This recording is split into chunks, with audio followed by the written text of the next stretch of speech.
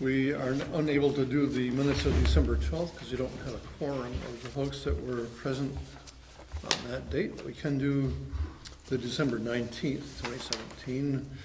So is there a motion to approve? So moved with any amendments there too. Is there a second? I'll second. Page 1, there's one minor typo under members present. We have 10 Kenny. He's a pretty good looking guy, but I'm not sure he's a 10. So make it head. But he'll like that. Okay, also page 1, page 2.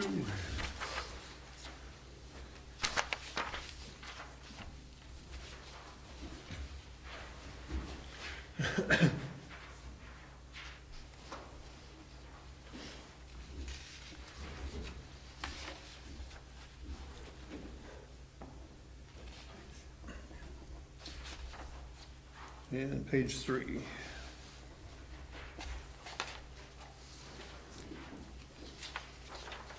So hearing no other comments or corrections, all those in favor of approving the minutes of December 19th, say aye. Aye. Aye. Any opposed? No abstentions? Okay, and they come to public comment. I know that we, Debbie Ingram would like to address us on one thing on Ken Sassarossi, I believe. Are you waiting for Debbie to come too, or? I can talk, I can go first. Why don't you I do- want to hold you folks up. Why don't you do that, and if there's anybody else who wishes to speak, this is the time to do it. So Ken? Okay, good. Well, good evening. I'm Ken Sassarossi. Right, okay. We'll try again from the top.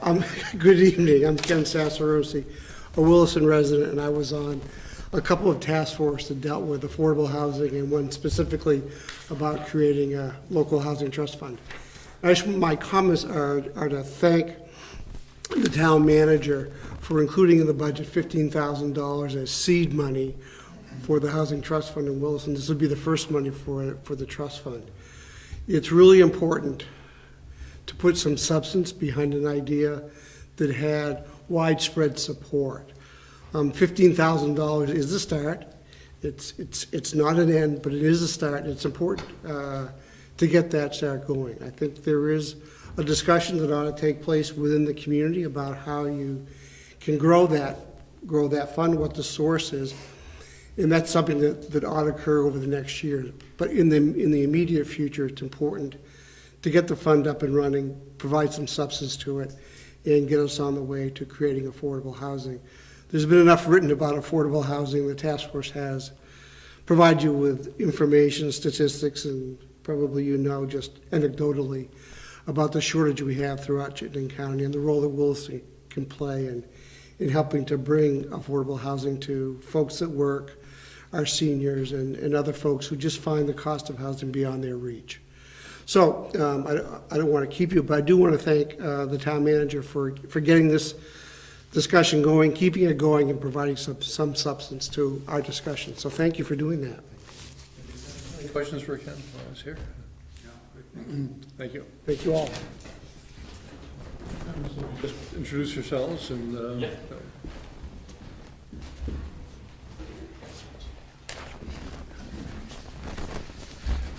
So I'm Chris Snyder with Snyder Homes. I can't get on the internet either. I'm Gary Miller, or I go by G, just my initial.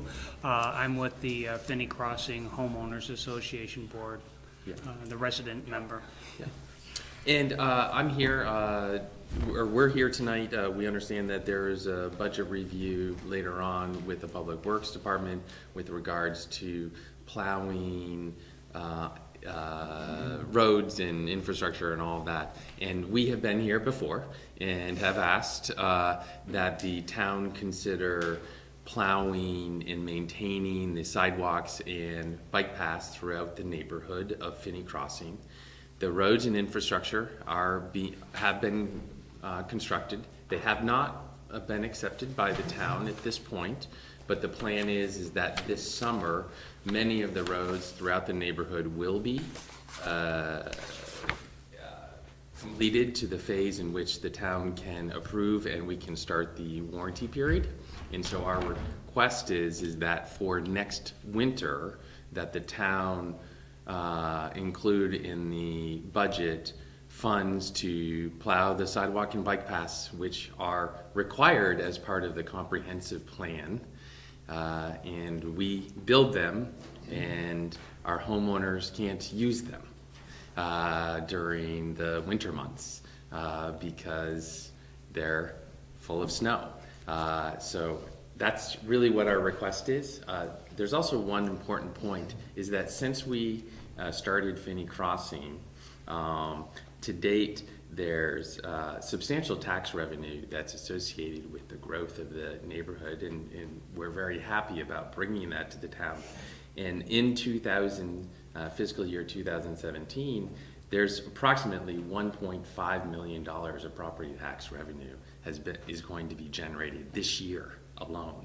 And so we think that with the number of homes, the tax revenue that has been created, that it should be a consideration.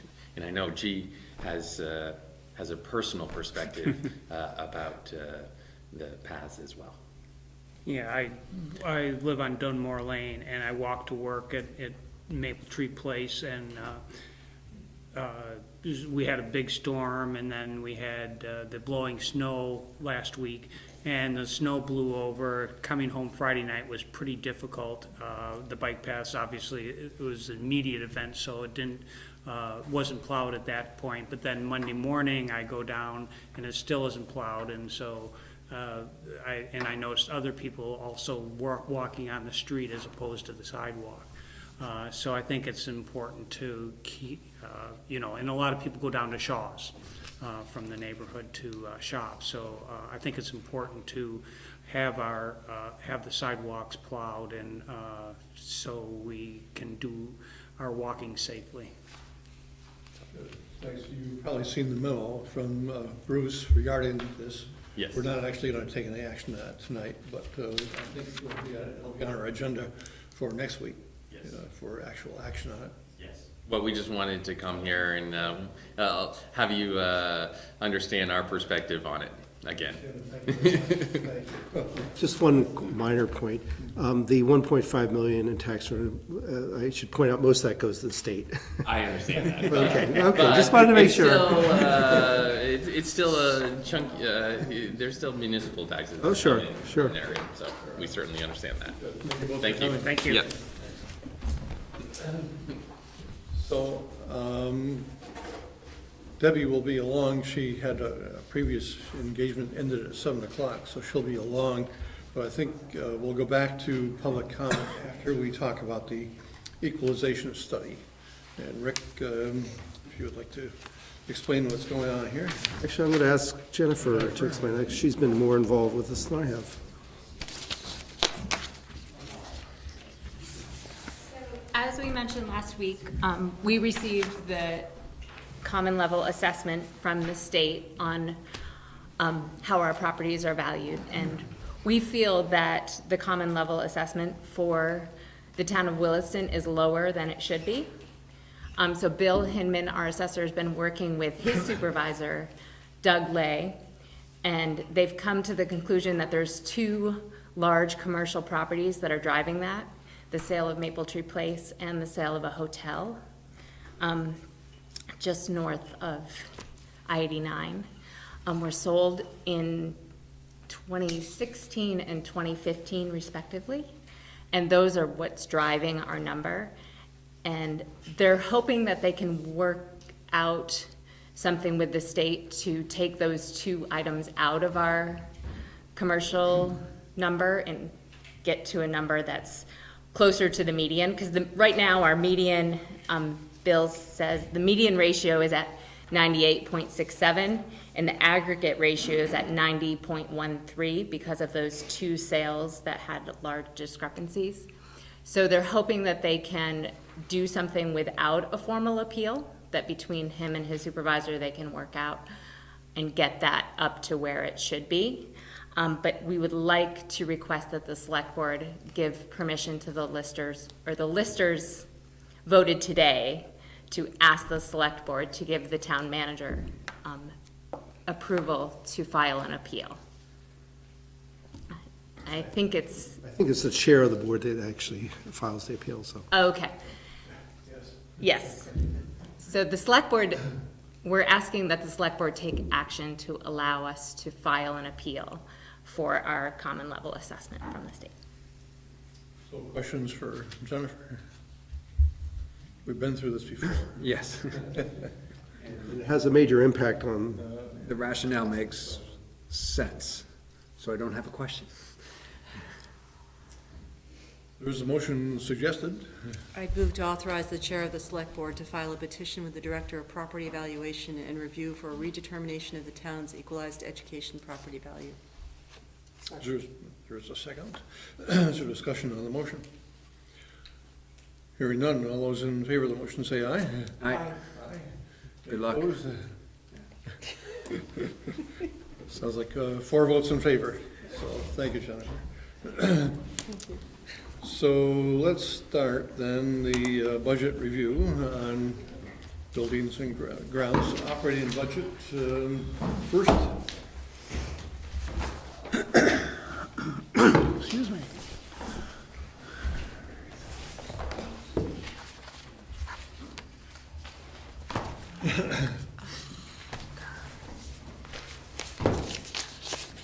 Right, I'll assume we're just gonna go right by the way the agenda's set up here.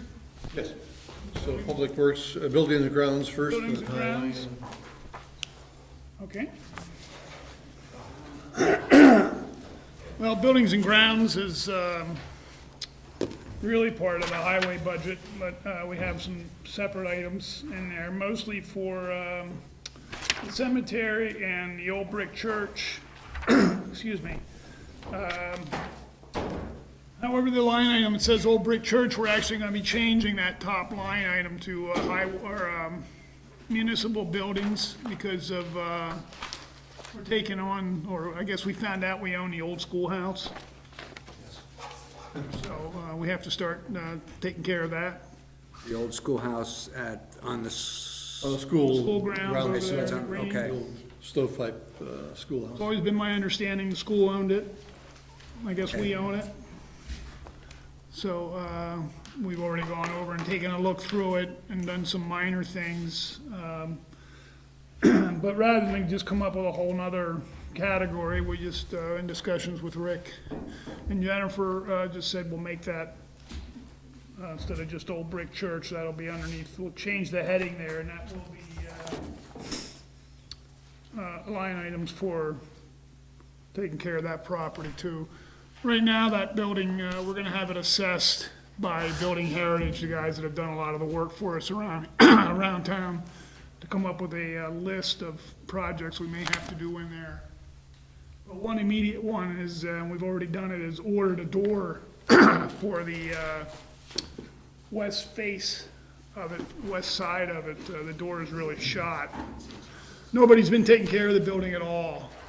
Even while the schools had it, they really haven't, they've used it off and on. It's been sitting there in pretty much disrepair. We've painted it, we've painted it 2 years ago or so. But anyway, we're gonna have to do some work on it. There's some water damage inside from a pipe that was allowed to leak for quite a while.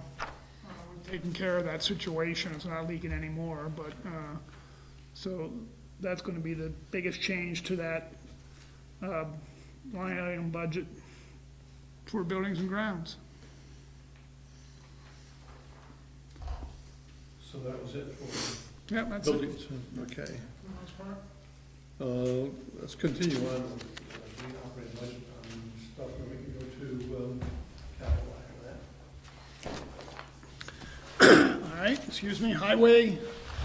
As you can see from the letter transmittal, there's a few changes. The highway budget actually does look like it's got quite a few changes in it, but we'll explain that a little bit, which will dovetail in with the stormwater budget. But in the actual highway budget, we're asking for a $10,000 increase still in the paving line item. Been asking for that every year to keep our paving dollars up there so we can get our roads, keep our roads in decent shape. We've been doing a pretty good job of that. We're getting to the point where we can start doing some longer-term treatments rather than just shimming and paving the roads and making them look good on top, which is what everybody sees and likes and thinks they look, everything's all hunky-dory, but not necessarily. We can start doing some, because that budget item is getting built up, we can start doing some different treatments, to actually tearing the whole surface off the road and putting some longer-term fixes onto them, so maybe we can get 15 or 20 years out of them rather than 7 or 11. So that's the big one there. There's some stuff on that to show about the what's going on with the tip and the Cirque Highway stuff.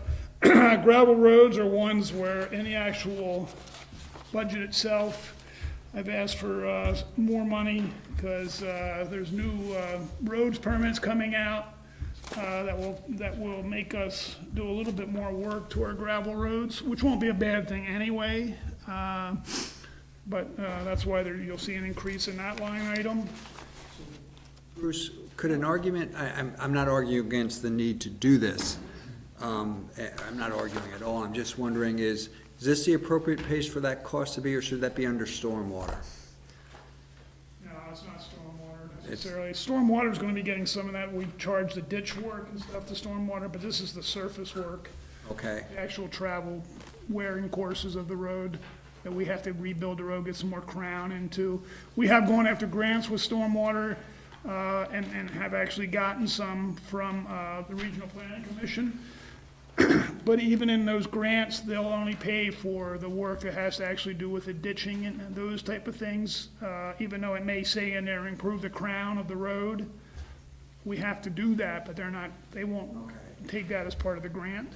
so if you don't mind, the way to think of it is the crowning of the road sticks with the road, the collection of the water perhaps alongside the road, or dissipation or management of the water alongside the road falls under stormwater. I mean, yeah, you could argue that we crown the road to make sure the stormwater runs off the road into the ditches. Right, yeah, right. We crown the road for other reasons too. Yeah. And maintain the gravel on the road for other reasons, so. Okay. So you'll see the 10,000 in the highway paving I just talked about. Bruce, if I can just stop you just for a second, could you point when you pick a number or off a page, could you just let us know what page it is that you're talking from? Just, it's hard for me to follow. Okay, I don't necessarily have the pages right. I'm looking at page 5 of the Public Works budget to start For us, with. it's 13, we're on retreatment right now, correct? You're just looking at the overall budget, so numbers instead of the individual pages at this point. I'm looking at the overall budget right here. Just one question on the retreatment, Bruce, is, the plan is, I don't know what, do we have a pavement, is it a policy that we have? A system, a pavement system. management system. And so the amount of money that's generated each year comes out of this system. The point I'm trying to make is, it's consistently applied every year to what is our 5-year paving plan. Does that make sense? I guess not, looking. I understand. Well, the system is just a process of measuring the quality of the road surfaces and then applying an approach that maximizes your money spent to keep those road surfaces. You're talking about our pavement management system is where we get the PCI number from. What I'm really trying to get at is, every year we allocate a significant amount of money to retreatment. And my point is that what gives me comfort in that number is, I know we have this system in place and we have a consistent way every year, I believe this is the case, that we determine, what are our priorities, what needs to be done, and a budget that is from year to year. This year we're increasing it slightly, but it's still relatively consistent with the budget last year, and it'll probably be relatively consistent with fiscal year 20, I can't believe we're saying that already, fiscal year 20's budget, because we have this system in place and the way to determine what projects should fall within that a or that budget. We have a pavement management study that was done for us, and then we developed a 5-year paving list that you should all have a copy of. Yep. That the only year that's solid in that is the fiscal year we're going into. And then the other years are years of roads that we believe we're gonna be able to do. And the list is fluid because something had happened this winter that makes me change Right. that list. Yep. But when this 5-year program is put together, it's put together by looking at that pavement management study and seeing where the roads rank on that. And it's not always doing the worst roads first. So the answer to your question is yes, we are using it for that, to develop that program. Okay, good. At least I hope that's the answer to your question. It gives me confidence, type, I mean, that's why I was asking the question. And once again, I was just looking at page 5, the whole budget going down through the lines. Certainly, we can go to talk about any one in particular if you'd like, but if you look at the budget overall, you'll see it's a fairly significant increase at the end, but that's because of the way we've changed. A few years ago, we took salaries and everything out of highway, put them towards stormwater. Now we put them back into highway, and we're gonna charge stormwater, we're gonna pay stormwater a little bit differently that we can talk about. But I don't normally come in here and ask for a 200,000 plus increase in my budget. So I just want to make sure that that's clear, that we still, most of the line items in the budget are pretty consistent with years past. And only asking for increases where we feel we need them. Yeah, salt, I've kept it the same line item. I'm glad nobody's asked me about that, so since we've been sitting here, but, You'll have income from stormwater against, yes, when we get talk about stormwater, that's what I'll try to explain that a little bit more. does that make up the whole 200 or close to $200,000? Most of it's salary and benefits and stuff, yes. Jennifer can help explain that a little bit more if we get to that, when we get to that point. Yeah, so 130 of that is offset by stormwater revenue that the highway department will be receiving. The other increase in wages is the changing the part-time custodian to a full-time custodian. Right, which we're hoping gets approved, but I will tell you that, and it's funny because I was watching at the end of the day today, I decided I'd watch the police chief give his budget presentation to you, just so I could get a feel for what things were going like this year. And I did notice the conversation in there about the custodial work for over there. Well, we just hired another part-time buildings and grounds person. It's a very hard position to fill. And Jennifer did a good job of explaining it that night, so I won't go through it too deeply here, but she was right, and we've had one person that's been very consistent, been with us for a while, and the other one's been a rotating door, a revolving door. We were lucky enough to get somebody on board. That person doesn't have any desire to be full-time either, but I would ask that we still make that position with the possibility of going full-time, so that when one of those two change again, we can do that if it's after July. And as far as working out the custodial issue with helping to take care of the police department, I'll figure that out, even with the 2 part-timers. Even if it means, right now, one of the part-timers only works Monday through Thursday, half days. So it meant bringing them in a little bit more on Friday or something so that we can take care of that other agreement we've kind of made with the police department. We can take care of that.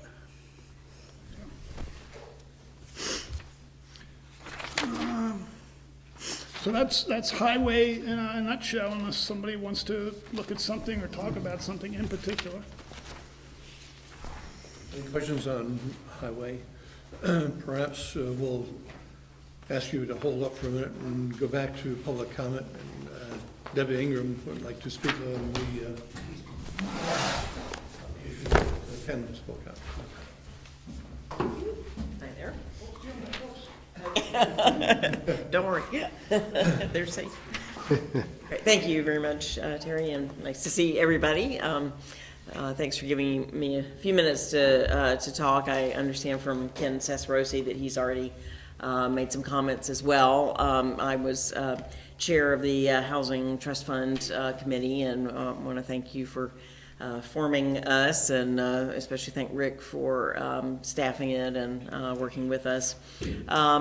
And I understand that that in his manager's budget, he put some seed money, $15,000, to start that fund. And I think you're all familiar. Of course, Jeff was on the committee as well. I think you're all familiar with the concept of trying to have some funds that we can use to make grants in order to encourage developers, nonprofit developers, or other kind of usually to build affordable housing, you have to go into kind of creative financing schemes. And one of the reasons that we don't have more of it is because we don't have the resources, the financial resources available. So this is one really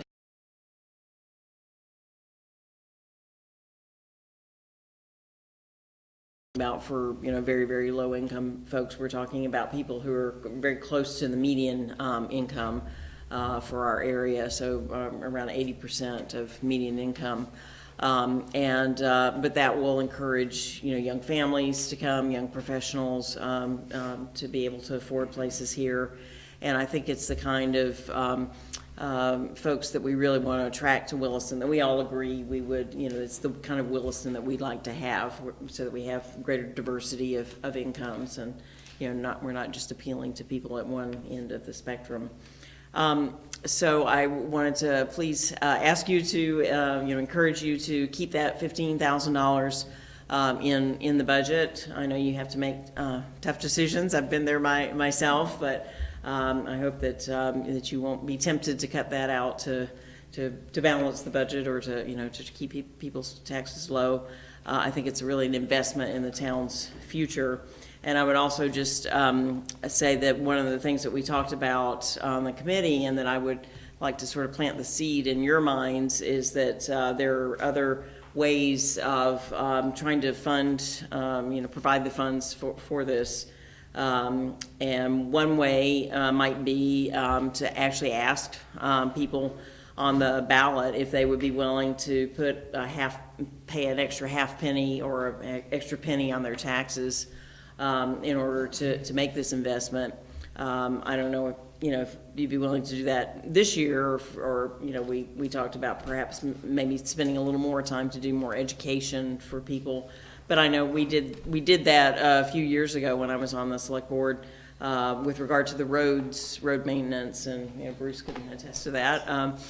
He came to us and said, we really need more money because we've gotten behind on taking care of our roads. And so we actually asked people in the town, would you be willing to pay an extra penny on your property taxes so that we can take care of this? And people did. It passed overwhelmingly.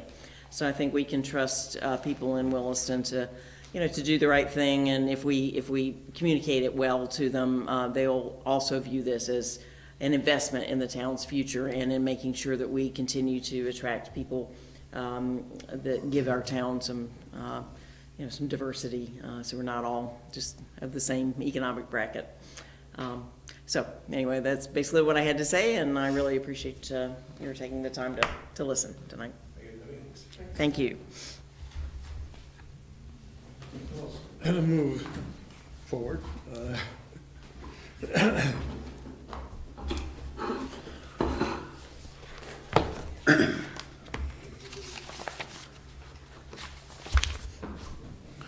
Okay, so moving right on to stormwater.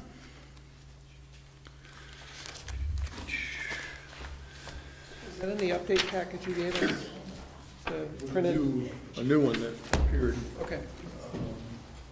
Sorry? Jennifer, I think, left us a new revised budget for stormwater this week. Yes. I'm sorry? Oh, the one with the money from the state? Yes. Okay. So I have that as well, but mine's penciled in, so it's the same. Everything should be the same.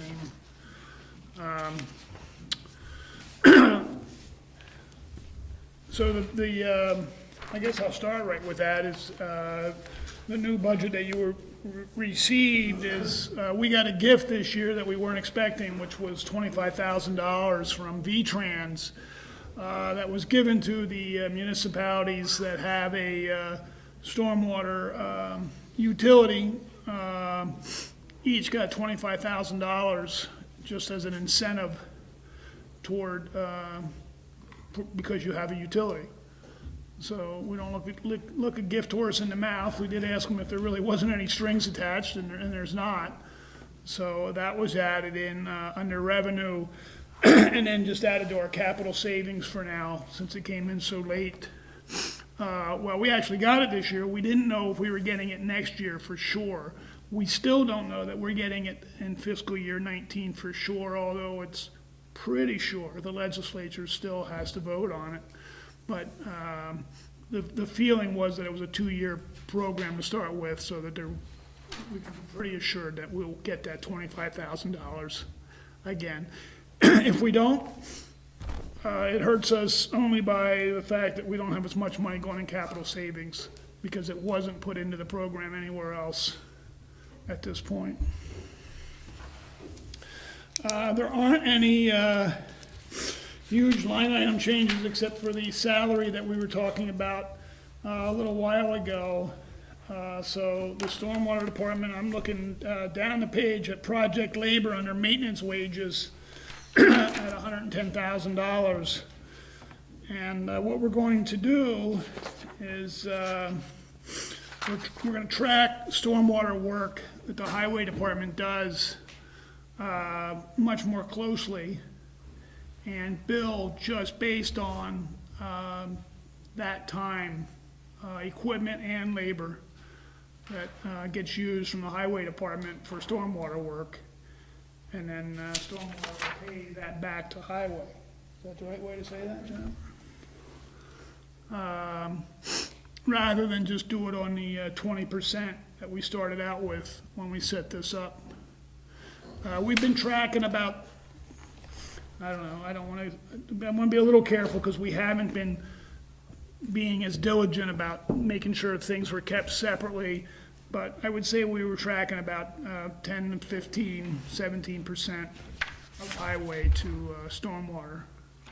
So the project labor says 110,000. Jennifer, you said it was 130 that we're, For revenue, so the other 20 is in equipment operation and repair. okay, thank you. So there's use of those vehicles. So Got instead it. of charging out fuel and a few other small equipment repairs, we're just going to charge. We're going to get charged to stormwater. If it's used for stormwater, it's going to get charged to stormwater. So we're going to get highway paid back for that. And the concept is this better tracks the actual cost than using the percentage? For now, Jeff, I mean, I'm going to advocate that if we find that this, we get into a percentage point and we stay pretty level with that after a while, that it is what it is. It's Okay. going to fluctuate just like Public Works Anything. fluctuates every year anyway. Yeah, okay. Capital savings, let's see. Well, that's in capital improvement, so we'll talk about the rest of that when we get down there. So the rest of that budget is pretty much, the same as it has been. Revenues are up slightly. That's because of Finney Crossing, as an example, or any other new housing that goes on. We are asking, you will be getting a memo from Rick. We're taking over one new road this year, so we'll be paying our part of stormwater for that. It's about 1/10 of a mile, a little over 1/10 of a mile of road, so it's not gonna be that big but we do have that figured into what we have to pay toward our own roads. Where is that, Bruce? Primrose Lane, it's in the Bittersweet development. It's the last road in there to be completed. It was a Thiessen development. He passed away, unfortunately. His wife finished it off and just got it done this year and turned it over to us. So, it was always one that we were supposed to be taking anyway, but it just took a while to get it because of some things that were going on. The only other place we're waiting for to take roads right now is the Finney Crossing development. And as Chris said when he was in here, he's talking about some of that happening at the end of the summer. We've asked him to at least get Zephyr done and get the traffic calming through there, if nothing else, through that development. And he's agreed to that, but it sounds like he's talking about doing some more now too, so.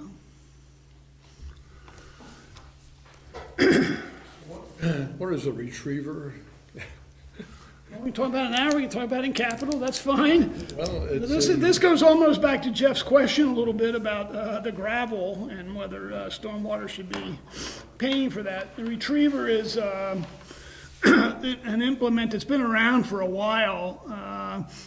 I wasn't a big proponent of it at first, but it has gotten perfected a little bit better.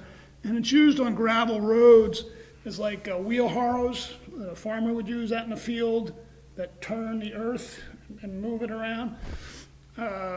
It would go on our grader, and you take it down the edge of the road to those nice stone berms that you see, and the stone that's getting pushed into the ditches, we bring that back into the roads.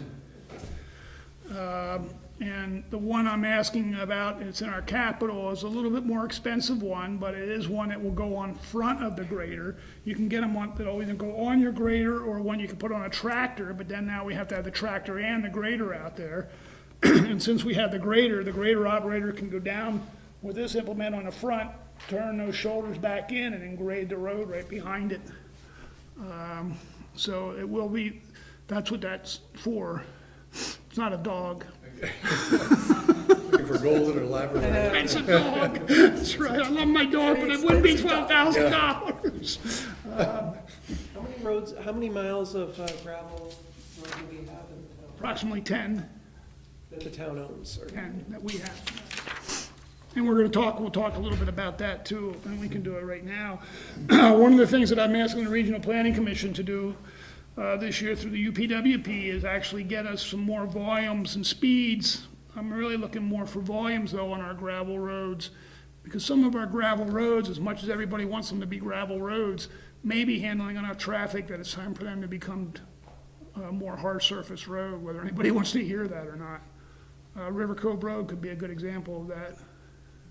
Same controversy on Front Porch Forum. Oh, really? I don't listen, I'll be honest with you, Terry, I don't deal with Front Porch Forum very much, so, but I hear about it. No, there's both sides. You see, Yeah. you can understand the argument on both sides. That's why I say some people may not want to hear it, but at some point it may not be a choice. It becomes down to an issue of safety and, you know, what engineering practices are, so. I'm just asking for those so we can see where we're at. I do have one or two that people, you know, more people that live on it certainly want them to be gravel, but every once in a while, why don't you pave this whole road? What's the typical, I don't know, metric for paving a existing gravel road? Is it per mile? Is it 500 vehicles per day is one of the numbers that says that when you start seeing volumes over that, you should start considering a more permanent treatment for that road. Now, that's only one metric, so there'd be other things we would look at. Is there a typical cost metric for Vermont for you know, how much it costs to pave a road, or is it really very dependent on the situation? Depends on the road. I certainly wouldn't advocate that we pave gravel roads the way we used to, where it was gravel and then somebody decided it needed to be paved, so we just wouldn't put pavement down on top of it. So it can get very expensive depending upon what's in the road. I mean, some of them you may want to actually dig the whole road up to 2 or 3 feet deep, put better material in it, and then, so it could get very expensive. This is, once again, it's just so we can start to see, so that we know what's going on down the road. No pun intended, so. Of course, I gotta come back to the retriever. Yeah. Before you, and again, this isn't a comment against the retriever, it's just where should it end up in the budget? And before I asked about, you know, crowning the road, stormwater or highway, public works, and you said, not clearly, but falls on public works, because it's about crowning the road. Could an argument be made that the retriever is more dealing with the road surface than it should be more in public works, than it is dealing with stormwater management? Or- It's in highway, actually in highway. as Oh, it is in capital, highway. In highway. So- No, but part of it's being carried in stormwater. So here's my answer to your question, which I knew was coming, Jeff. So 12,000 is not the full price? No. Okay, there we go, all right. Because by doing this, we will actually save stormwater money by not having to be doing the ditches, in theory, as often. As often, because they aren't filling up with Material this out of the material. ditches. Yeah. And because the whole concept of the large gravel ditches is that it infiltrates water versus filling up with smaller stone and ending up being a conduit to move water down and thus create flow problems Right, we want to keep fines and gravels and everything out of the ditches. Whether they're soil ditches or gravel ditches or whatever. Yeah. We don't want that road surface going in there. Okay, So that's why part of this is, okay. we justified that, Yeah. this can actually be a savings to stormwater too, so. So I get over the shock quicker. What will be the total price of the retriever? I think it's 24. Oh, okay. I thought we were, okay, all right. Not that that automatically means yes, it's just I was bracing myself for like over 100,000. Yeah, no, that would be, no, like I said, there actually are cheaper ones, we can go on a tractor. Right, Then we've got to send the tractor in front of it, so it's not a savings. yeah, and this is, Pieces of equipment out where you can just be using one, or you're using the one in the dump trucks you're using anyway, those kind of things. is it self-powered or is it driven, never mind. It's hydraulically driven off the grader. Okay, It actually attaches to the grader, which we already own, so I won't ask you for one of those. so this will extend the life of the grader, right?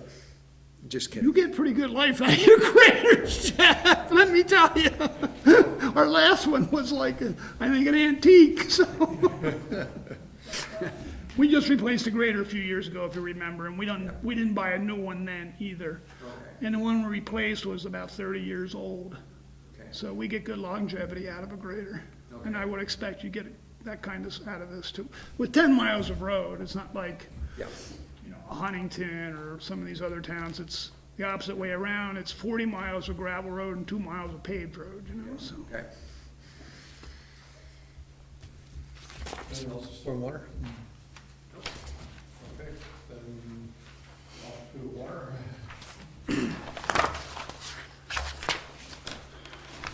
No water, if anybody's interested, I'll just tell you what's going on, weather-wise with water.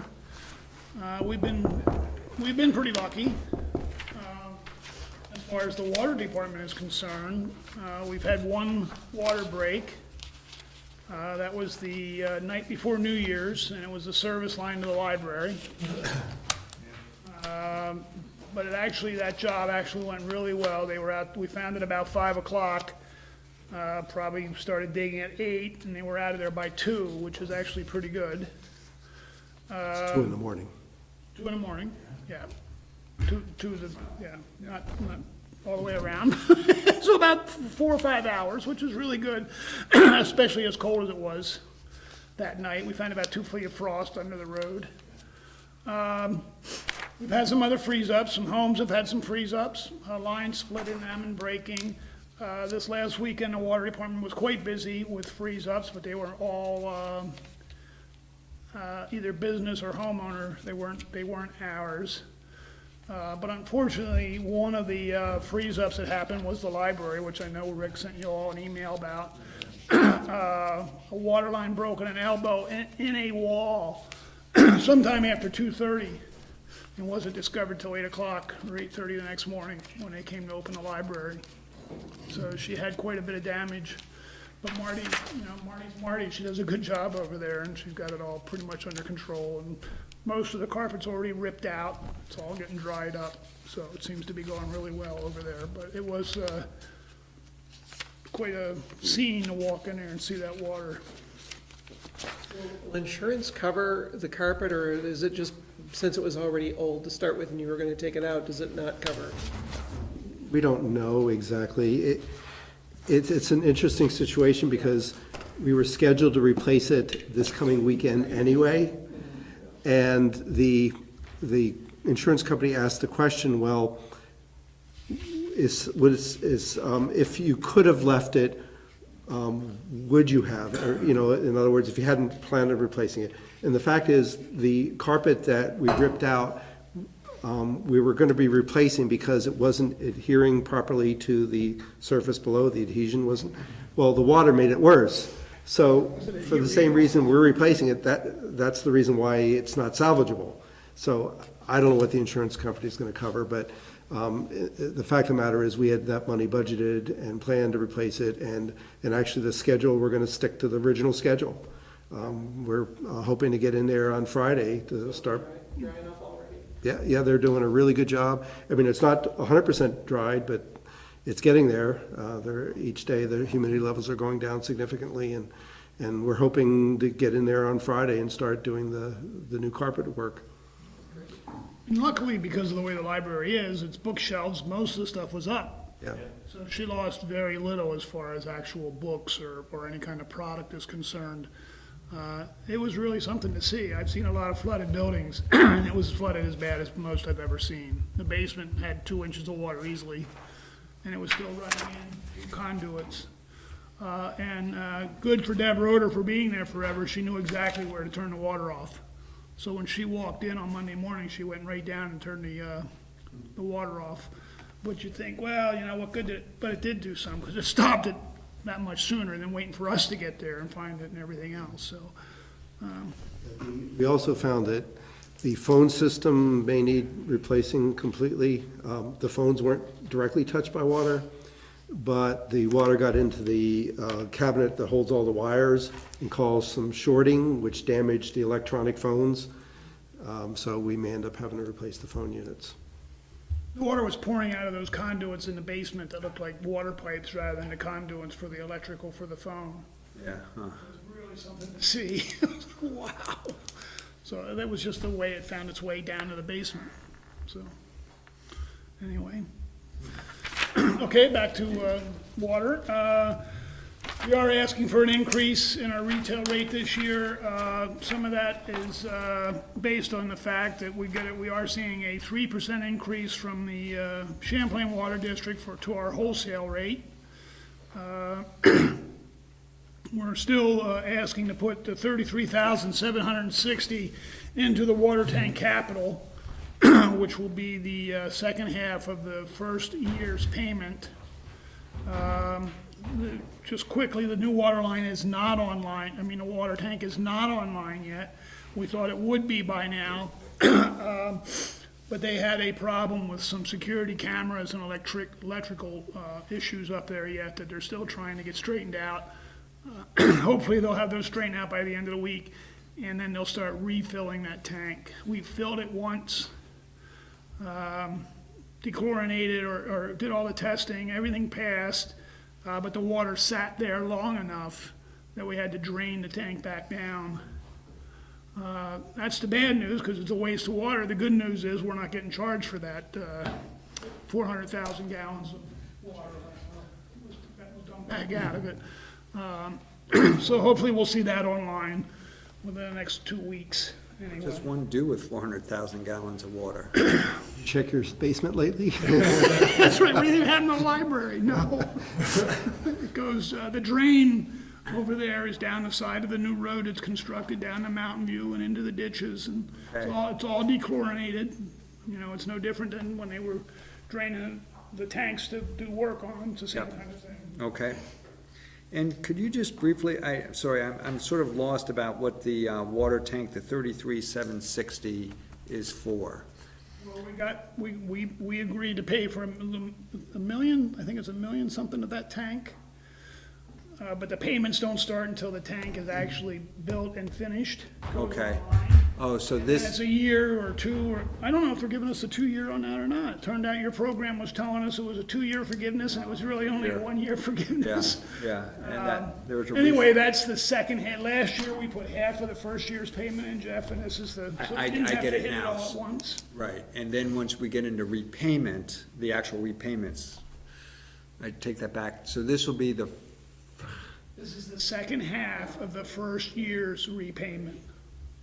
So next year, it'll be 66, Because the repayment's based on a calendar year, and our budget is not tracking with a calendar year. Well, I'm not sure about the repayment that way. This was just instead of waiting until the year it was due, coming in and hitting it all at once. Okay, so it's a step type thing. That's all it was. Okay. So the budget didn't get hit with one big. We'll pay $66,000 or $67,000 a year for how many years? 20. 20, yeah. That was an agreement we made with Champlain Water District. The money's actually, they are the ones that went and got the tank is theirs, they got the loan. But our, our agreement was that we would pay for our share, and that's what we're paying for. Under hydrant maintenance, I'm still just looking at my letter of transmittal. Under hydrant maintenance, we're asking for an increase. You know, hydrants, you wouldn't think people could hit and run hydrants as much as they do, but they do. And it's pretty incredible. So certainly when one gets hit in an accident, if we know who it is, it gets charged to that person's insurance company. But we get, you know, sometimes 2 a year that get hit and run, and then we have to take the full cost of repairing those hydrants, obviously.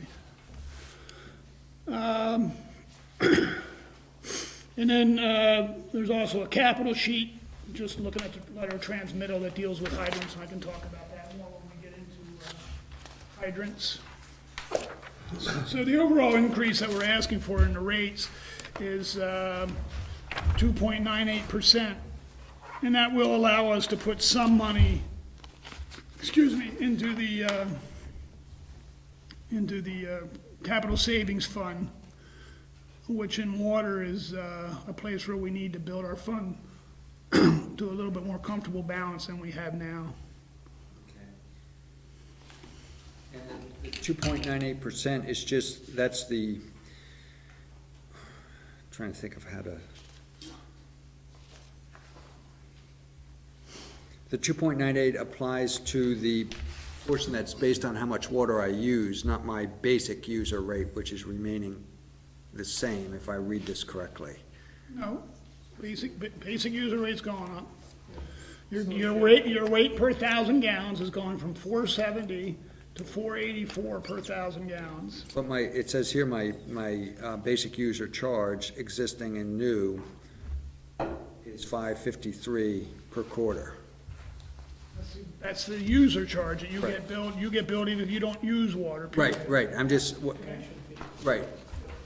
That was my point. That rate is not going up, but the rate which is based on how much water I use is going up. Well, it went up based on the CPI, So it was about a 1% increase, I think, it's 1.8. 1.8, okay. We increase that every year based on the CPI. Okay. Right, I see the 1.8. I'm looking right below where it says the 1.8, and it says, you know, see where it says existing versus new? Yep, 543. Under resident at the top, fiscal year 18 fee, Yep, 543, okay. 1088. Oh, so it's going up, Fiscal year 19 is 553 okay. residential and 1108 commercial. Okay, it was the existing versus the new that I guess had me confused. Okay, All right? So, Those are existing homes. oh, that's for the number of That's homes. new homes, yes. Oh, existing commercial and new. okay, all right, yep, I see, okay. So, all right. Okay, got So it. that increase, that 2.98 is based on the whole budget, Jeff, what we need to have Okay, yep. for this budget to balance. All right? Okay.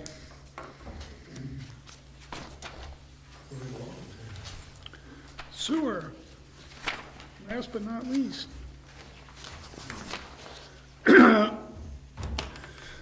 The treatment rate increase, once again, just looking at the letter of transmittal, the treatment rate increase for 19 is 4.18%. So we are looking at an increase in the sewer of 3.09% in the retail rate. We continue to use the sewer fund balance. This is one budget where the sewer fund balance is a little, I'll say flush. We have good money in the sewer fund balance. So we've been using the sewer fund balance the past couple of years to offset a large rate increase. So we're still trying to build that rate increase up so that we don't have to depend on using that fund balance, but at the same time, not making that too big of a hit to the budget. The difference is about 20 cents per 1,000 gallons. Yes, that's right. Teresa. Excuse me, yes. The amount of fund balance we're saying we would end up using for 19 is $244,245. We're gonna continue the upgrades to the pump stations. If you remember, a few years ago, we, instead of going to a state revolving loan or getting loans all the time for the upgrades of these pump stations, we just put $175,000 into the budget, which would allow us to do a pump station at least every 2 years without having to borrow money. We're gonna continue that program, and we're still purchasing more sewer capacity from Essex Junction.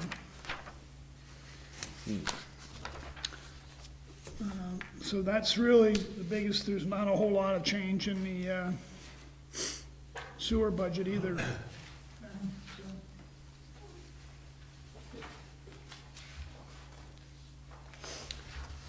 Any questions for Bruce on the operating budget?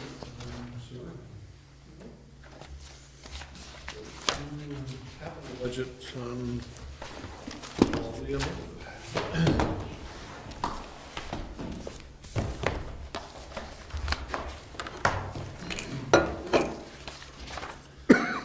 Excuse me, capital budget, buildings and grounds. Excuse me. The first sheet is tabbed to page number 14. It's for the gazebo, the town hall, or the town green gazebo. We've been doing work to it off and on over the years. But this year, we discovered the stairs were in really bad shape. And looking at it some more, and getting somebody to come take a look at it that knows more about that kind of stuff than myself, it turns out that we really have to do some work to stabilize that thing and keep it safe. So I got some estimates, and we're asking for $36,000 to get some extensive work done to the gazebo. So you're under buildings now? Yep. Oh, I'm sorry, yes, buildings and grounds. I'm on page 14. 14?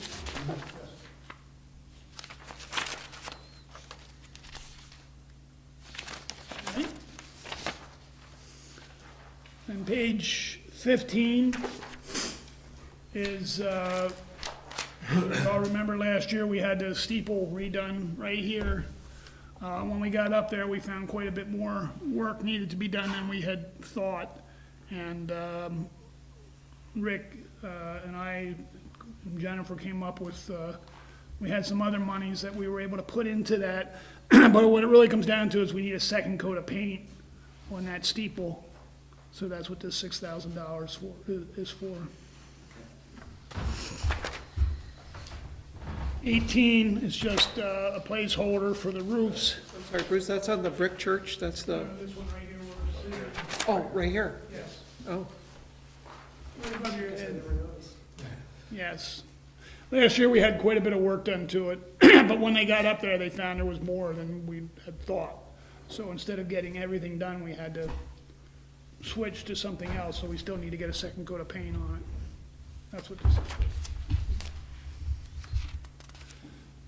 Then page 18, just a placeholder for the roofs, and that's all in buildings and grounds for capital.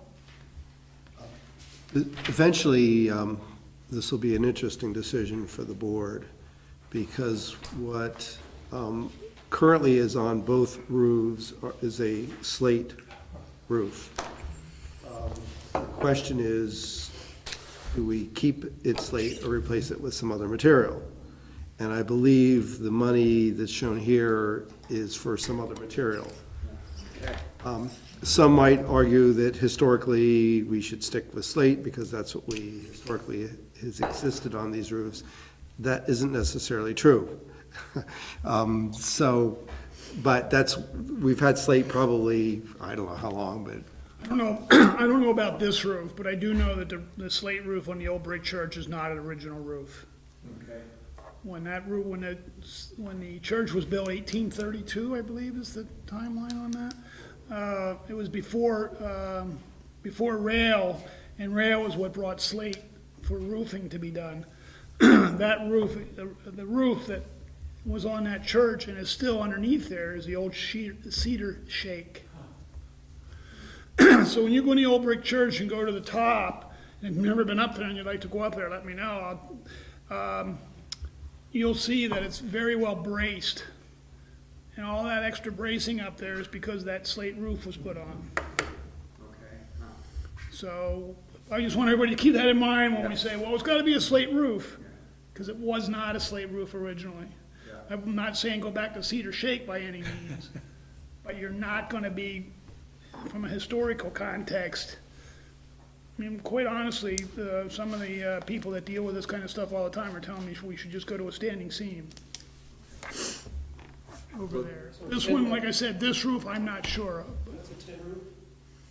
The standing seam metal roof, yes. And a lot of the historic buildings are doing that even still. Just cost and longevity, and I'm not saying I'm not opposed to slate either, but Rick's right, slate is gonna be very it'll expensive. be more expensive than what we have here. Is it, I assume we'll have to go through the HAAC, did I get that right? The architect,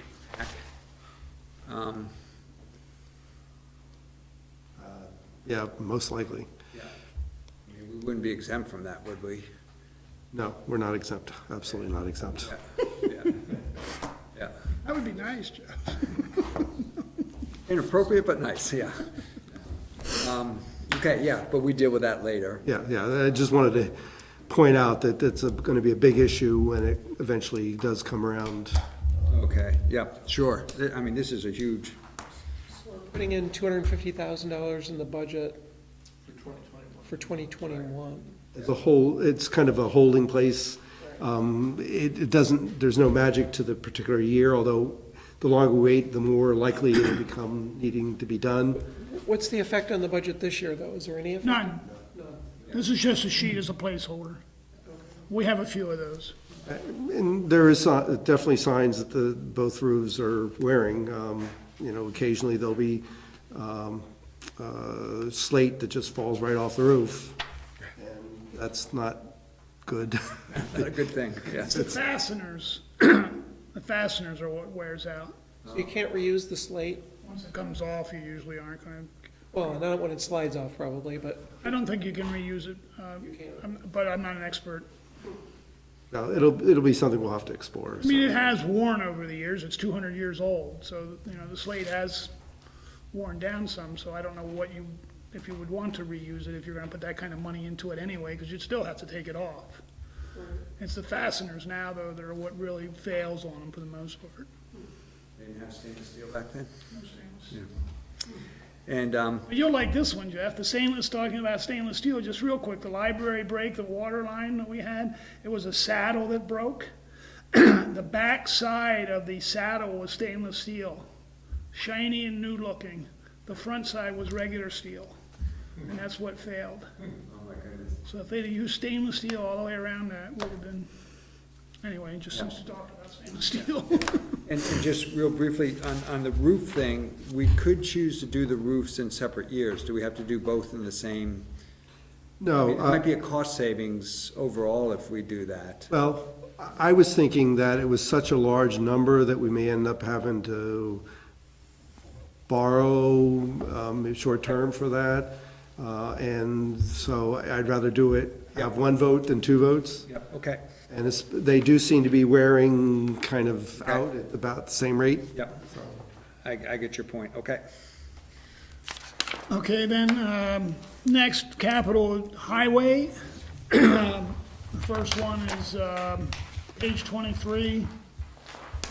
Minor transportation improvements. We're still, asking for $20,000 in there for, things that might come up during the year. And there's examples of, above there of what we use it for. Just real quickly, if anybody's getting excited or thinks there's a good spot for rectangular rapid flash beacons, I would ask you to forget about that. They're not approved by the Manual for Uniform Traffic Control Devices anymore, so we can't put any more in. Really? That may change. Well, they're working on it, but it's a patent issue. Somebody's going after patents, or there's patents pending for that, those, FHWA will not allow them in the MUTCD. I guess it doesn't have anything to do with how good they are or whatever. Whether they work or they're safe or something. Somebody wants to be paid. So the ones we have, we can continue to use, and they say until they wear out. But, we can't put any in the immediate future. It may change. What about the one off of Old Stage Road that was taken down for repair? What happened to that? That's not a rapid flash beacon. That was, I'm talking about the crosswalks. Oh, okay. The signs are fine, the Got it, speed limit okay. signs are fine. And that, I don't know what the new police chief has done, but the old police chief, that one wore out or had a problem or something, and he was looking into that. They're talking about getting hopefully for a grant to get a new sign for there, a new speed sign. They came from the police department, not from Public Works. So that's that one. 24 is just money that's in there every year for paying back for the sidewalk loan, the money that we use for all the sidewalk improvements over the years. 36, large highway truck rotational, is the money that we asked for to keep our fleet of plow trucks on a rotational basis. That number hasn't changed. 37. Wait, before you move off on to 36, so we're at 8 trucks right now, is it? Yes. Terry, just a little bit of history. Every year, I would question, how many of these large trucks does Williston need? And it's still, I've gotten used to it. Yeah, I don't want to say I don't question anymore, but it does take a lot of trucks to run a town. These would have plows in them in the winter, wouldn't they? This is the plow trucks. Yeah, that's primarily what drives the They're number. 6-wheel or 6-yard dump trucks. You have a certain spec that you try to meet for clearing snow, a certain number of hours, or, And that's the key thing right there, is the hours of the operator in the truck, and make sure that the operators are safe and aren't spending too much time. I read that somewhere, I can't remember where, it must have been in. I may have even talked about it last plan year or at the- town meeting. I may have focused on it Yes, you did, yep. because, well, I always pick one service to talk about, but this one in particular I focused on last year because we were in the process of adding a new route. And one of the factors that we look at is how long does it take to do one plow route? And if it's too long, then in a snowstorm, the snow builds up too high and people can't get through. So, we had reached the point where we really needed to add another route, and we did do that this year. Okay. Large highway equipment, page 37. This is just a budget to keep our other equipment that was on our replacement schedule. Can I ask, with the people coming in and asking about sidewalks and knowing you have some limitations, I saw from, also from last year, from the budget on plowing sidewalks, the number of miles or that you can do. How many sidewalk plows do we have? We have one. We just have one. If you give me Yeah, we'll- one more Oh, minute, I'm we'll sorry. be there. No, that's okay, that's all right. So, I mean, it's a good place to ask the question, because in here it says sidewalk plow, but that's for our existing plow. That's the replacement schedule for our plow we have now. Save up a capital budget over time, okay, yep. Then 38 is just highway pickup replacement, just to keep our pickups on a rotational basis. 39, mowers, pretty self-explanatory for, mowing around town, edges of rec paths around the buildings here. And then on page 40 is the second new sidewalk plow that are asking $65,000 put aside in 2019 and $65,000 in 2020. The last one of these we bought was about $130,000. So if we're going to take on, and we've been pushing this every year, and quite honestly, if we don't take on a lot more sidewalk, we could keep pushing it. The manager did that.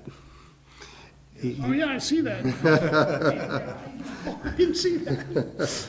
With two plows, could you cover We most couldn't of cover the whole town, but we could certainly take on more plowing.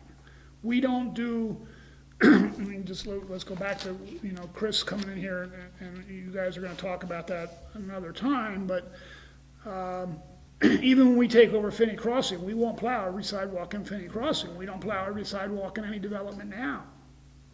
But is there a section through Finney that we should probably say yes to? Definitely along Zephyr Road. That'll take you from 2 to 2A. So that would add quite a bit. So we are getting to the point where if we keep adding stretches like that, then we either keep the sidewalk plow that we have now working more than, 5 hours or so and have them out there 6 or 7 or 8 hours, or we get 2 sidewalk machines, take on a little bit more sidewalk and try to keep those plow routes at the same. The one gentleman that was here was right.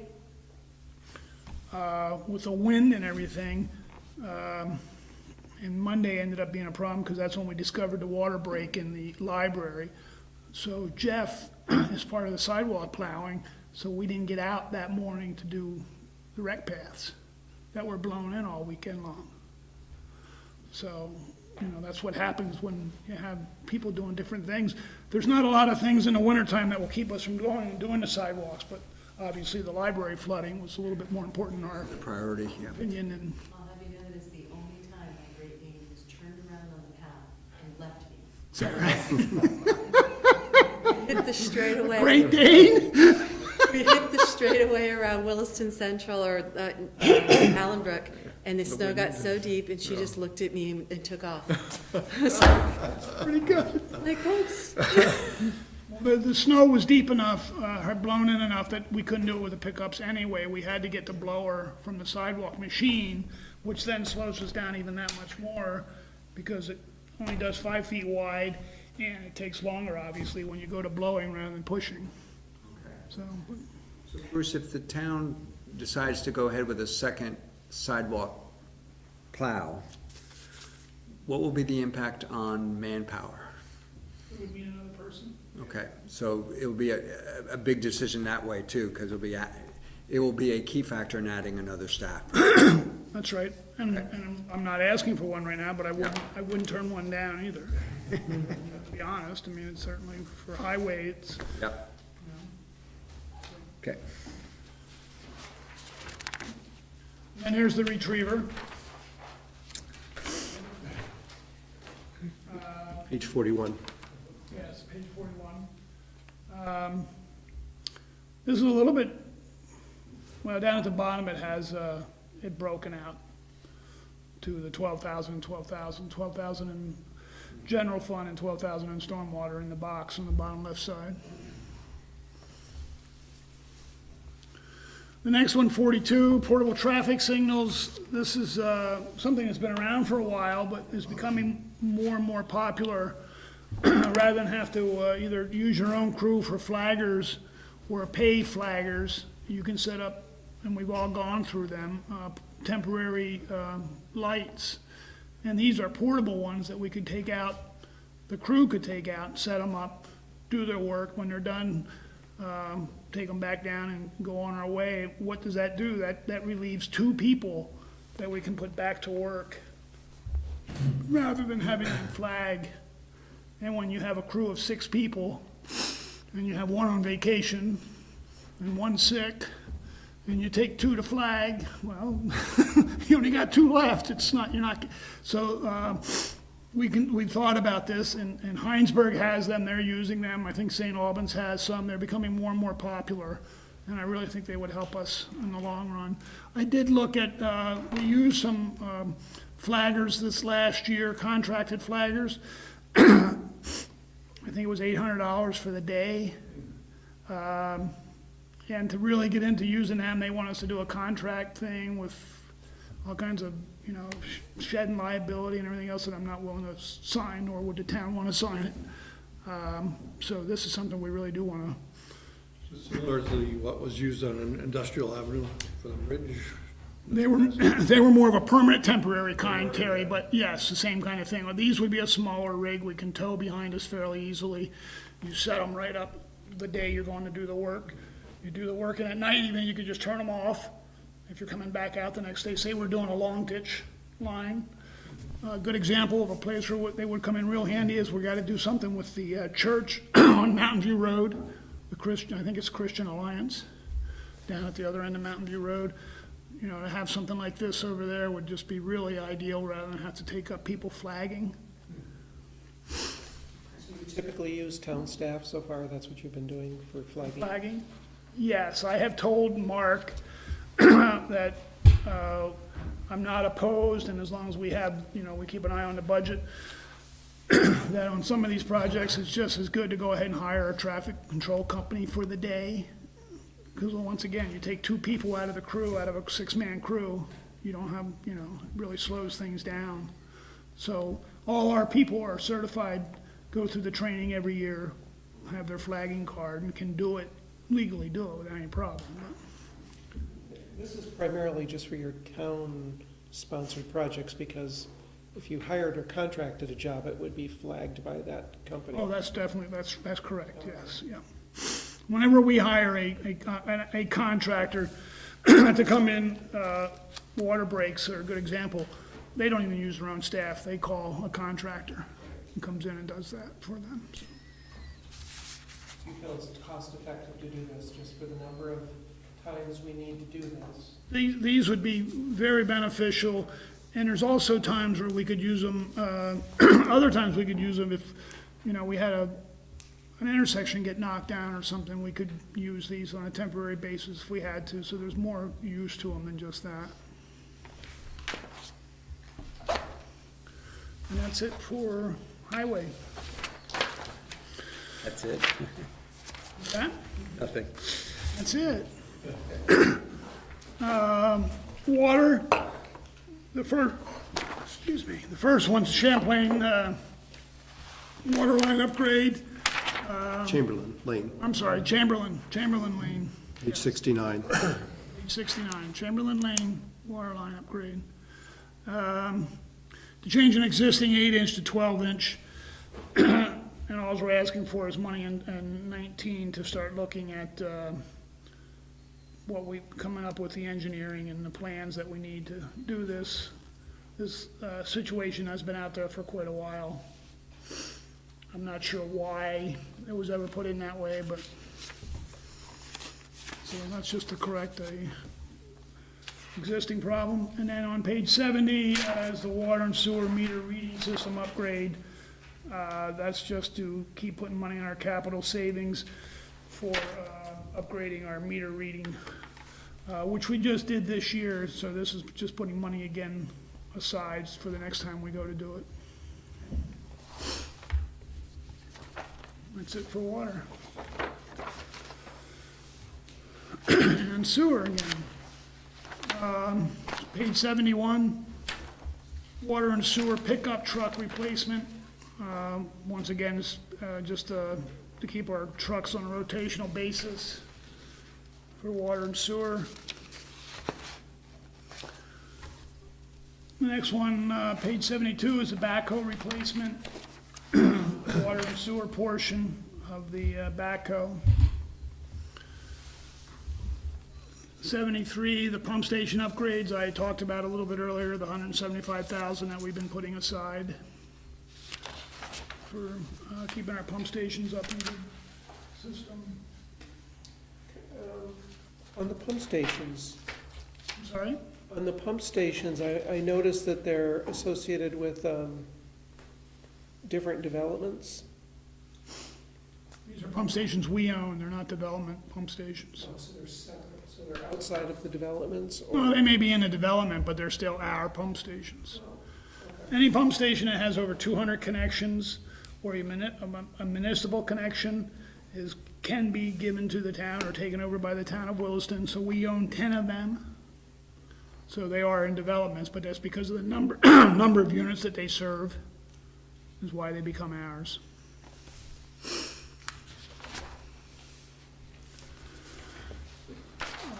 Page 74 is just a placeholder for now, for way down the road. 75 is the additional sewer capacity of $100,000. And 76 is the hydrant replacements. I talked a little bit about before. We just had a water system asset management study done that I came in and spoke to you all about. And we just want to start replacing hydrants that are obsolete. And just because a hydrant's old doesn't mean it's not usable anymore. It's a matter of whether we can get the parts for it or not anymore to rebuild them. So that's what this new capital is for in 76. Wasn't the, we had a problem with one over the summer in Lamplight Acres that ended up being an obsolete, and maybe you can explain why that was.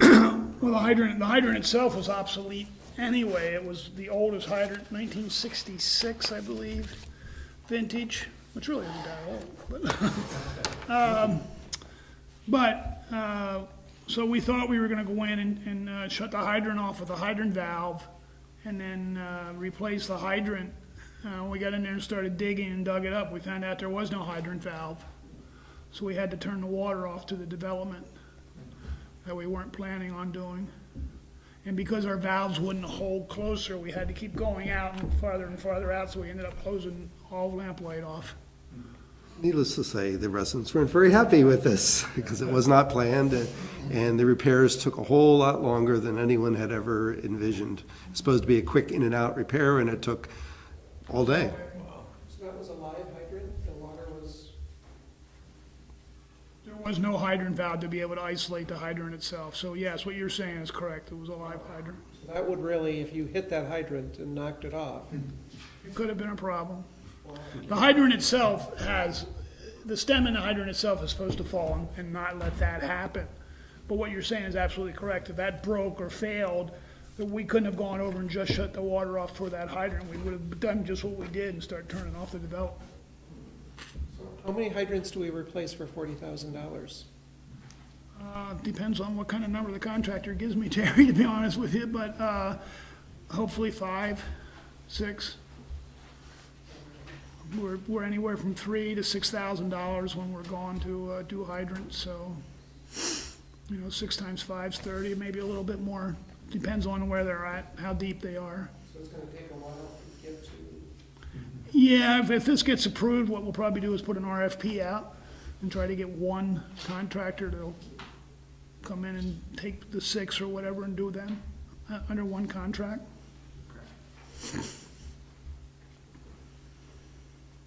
That's it. Bruce, can we go back to page 75, the additional sewer capacity? I was reading the description, and it sounds like Essex has agreed to sell us 10,000 gallons a year at $10 a gallon through 2022. After that, it sounds like we have no commitment yet. Correct, that's correct. We're hoping they will continue to sell us capacity, sell us their capacity, I guess. And we're hoping they'll continue to sell us their capacity at the same price, but we don't know that yet. That's correct. Okay. I mean, as you know, the only number that really matters in here is the year we're in anyway. Right, yes, yeah. But I just, in terms of the long-range plans, particularly for something like this, it's at least good to know what the limitations are, not limited, maybe not the best words, but what we know versus what we're hoping or anticipate, or we don't know yet. Is there any, I don't want to get too far down this, we'll be talking about attachment A soon enough, but is there any worries that we will not be able to purchase additional capacity after 2022? I don't know. We've broached the subject with both Essex and Essex Junction. They haven't said no, but both towns are actually going through a change of leadership. They have a new manager starting in another month or two, and Pat Scheidel is retiring, so Yeah, I don't know whether that'll be a factor or not. In the end, it's really a matter of whether either one of the two communities feels that they can part with additional capacity, and they haven't given us a clear indication yet. So I don't know. okay, I'm optimistic, but you just never we don't know, okay. I apologize, Jennifer just corrected me. We haven't done stormwater capital. So, it's real quick. Yeah.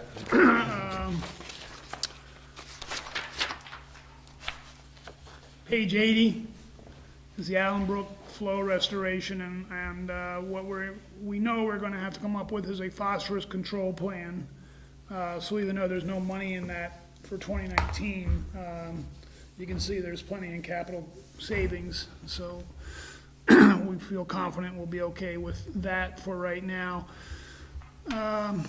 And one of the reasons we didn't do that is that because the stormwater loans to neighborhoods on page 81, you'll see where we have current capital savings, and we're got a manager approved for $190,040 more to go into there, so that we make sure we have the loans that we may need for the neighborhood projects that are coming along.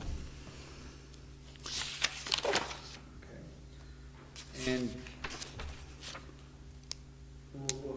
first on the loans, what's the rationale for the difference between the manager approved and what was requested? I see manager approved 190,040, what was requested was 328. Yeah, that was before we really knew what the Okay. the current capital savings were and those kind of Okay. things. Once we got all those numbers, we finessed things. So you're comfortable with the 190? Yes, we'll be fine. And if we could go back to page 80, the phosphorus control plan, I mean, those are some sizable numbers, almost 50,000 a year.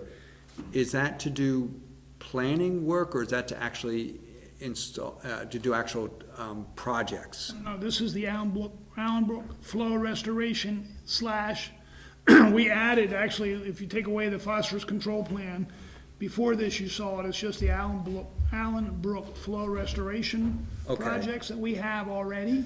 All right, And we just put phosphorus control plan underneath that capital item also, because we know we're gonna have to come up with a phosphorus control plan. okay, And right now, we're comfortable with the 326, 397 that we have in current capital savings under that item. So we just didn't put in the 49,000 this year, which was the way the budget was set up originally, Jeff, to put in 49 to 50,000 every year for the Allen Brook flow restoration plan. okay, so that, all right, So we just moved money a little bit. okay, And we'll reevaluate this every year, because Yeah. things are gonna change. okay. Do we know that's coming? Do we know for sure? Phosphorus control plan? Oh, yeah, without a doubt. Yeah, phosphorus control and chloride. Lake Champlain, We're gonna have a chloride plan coming too. that's gonna be interesting. We have a stretch of Muddy Brook that is chloride impaired, Goodness, that really isn't so much because of the town or V-Trans. so, I asked just because I inquired about phosphorus control and what changes would have to be made to the ponds, and best I could tell from talking to the state people, no technology, no good technology really exists for the ponds. I'm curious as to what we're going to do. But They don't really care whether it's technology or not. They just tell us that we gotta have a plan and come up with a way. So I'm not trying to be, but no, I understand. we don't know what the answer is yet, so. And a little bit in their defense is, it's based on the Lake Champlain TMDL that allocates, where the phosphorus reductions are gonna come from, so they may not have a lot of option, other than to say, the TMDL requires it, thus we have to look to the stormwater programs to. We'll have to deal with it when it comes, because the problem for Lake Champlain isn't the developments. The Lamplight, stormwater project. I had another question, shoot. You mentioned chloride.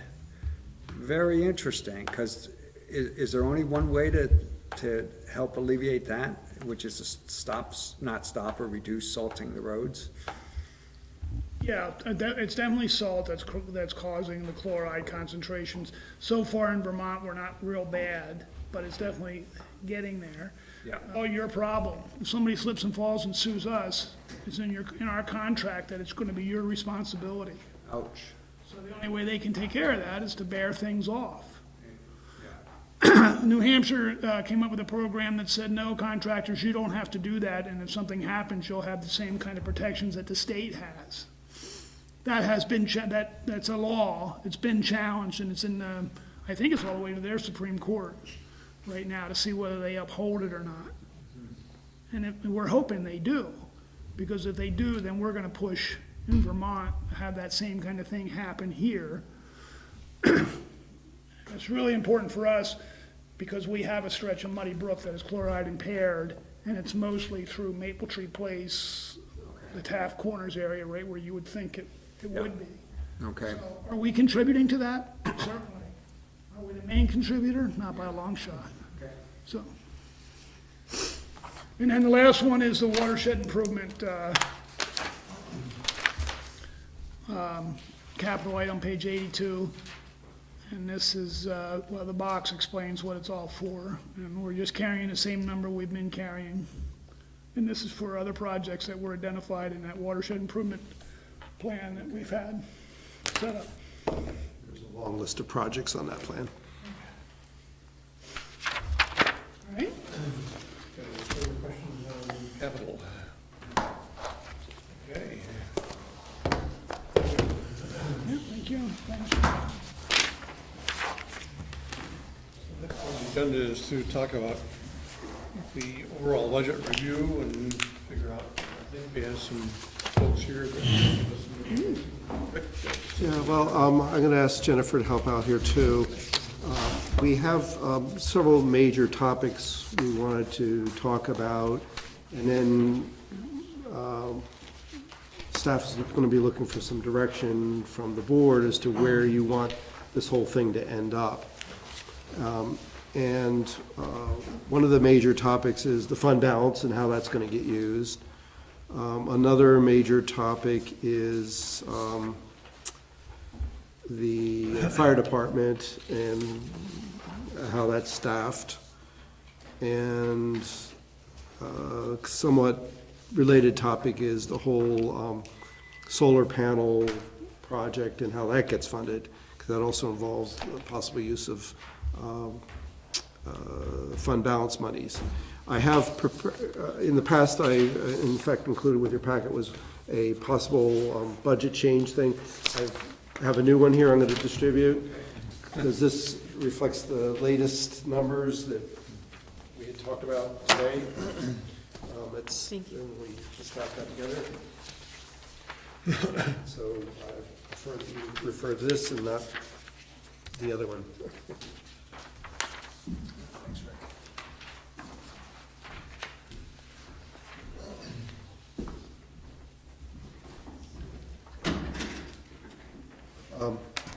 I'll just talk about the one.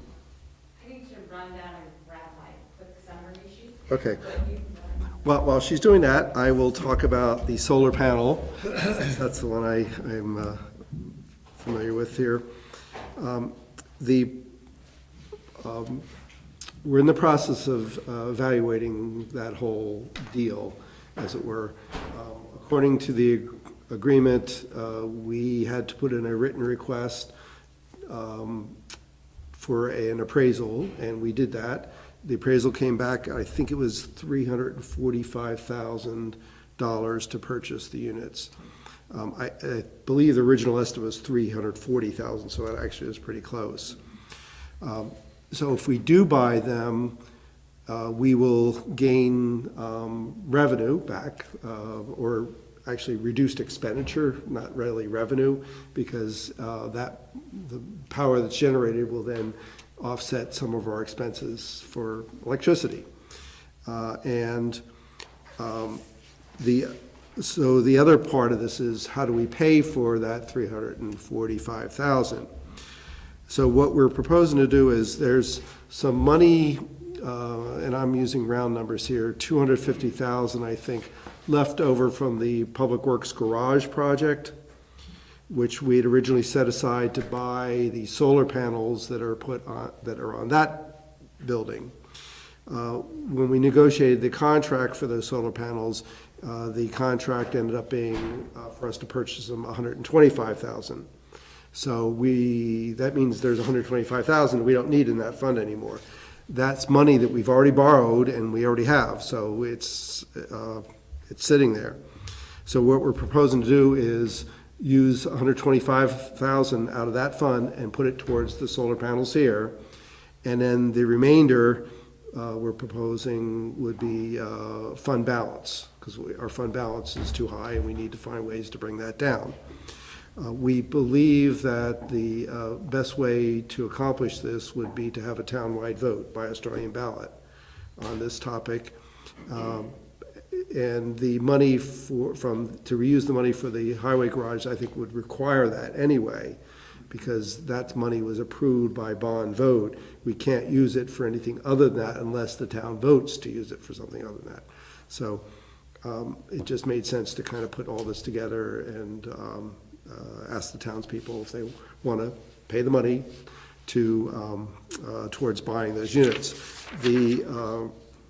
As I said, there is a reduction in expenditures, and that's, was it $20,000 a year for the first year? It would be $20,000 for the first year, because we wouldn't purchase these until about halfway through the year.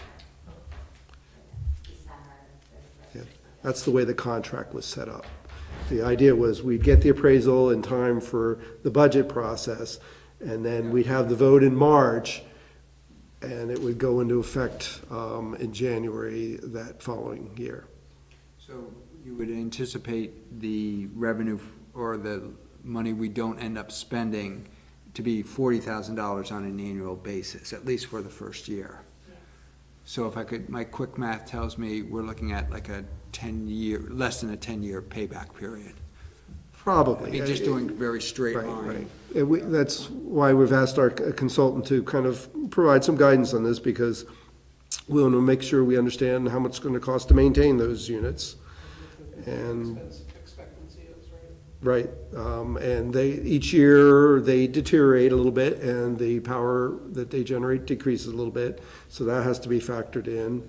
So there's a number of things that we're looking at, and the consultant's looking at those, plus he's examining the appraisal to make sure the appraisal is accurate. Okay. And then Jennifer will be going through the numbers. Okay. So that's that one issue. And I'll turn the floor over to Jennifer to talk about the fund balance, because there's more planned use of the fund balance beyond just this little piece here. Okay.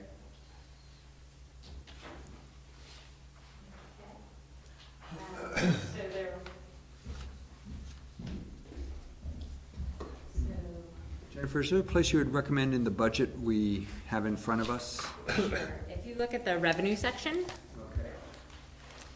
I think the easiest place to look at that is just on the revenues, page 2. Okay. So we are looking to use fund balance, and so wherever it says from reserves, that's where we're looking to use our fund balance. So we're looking to use $400,000 to reduce taxes. We're looking to use $314,810 for capital projects and equipment. And we're looking to use $200,000 for the environmental fund.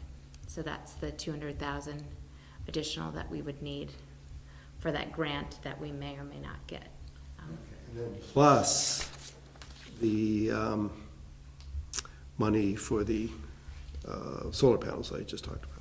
Okay, so that'd be an additional Yes. 200,000 to the 400 plus 314 plus 200 that's identified on this page. Okay.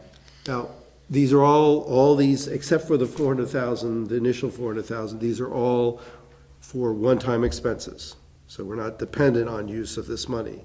The $400,000 is something the amount we believe is sustainable. In other words, each year, when you take all the town expenditures and all town revenues, we generally end the year with an operating surplus for that 1 year.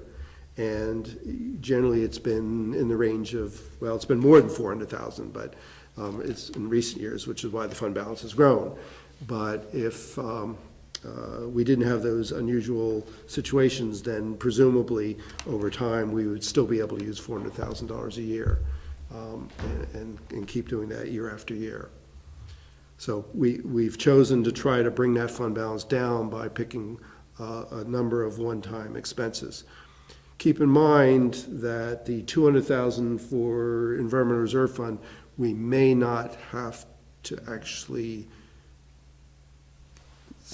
use.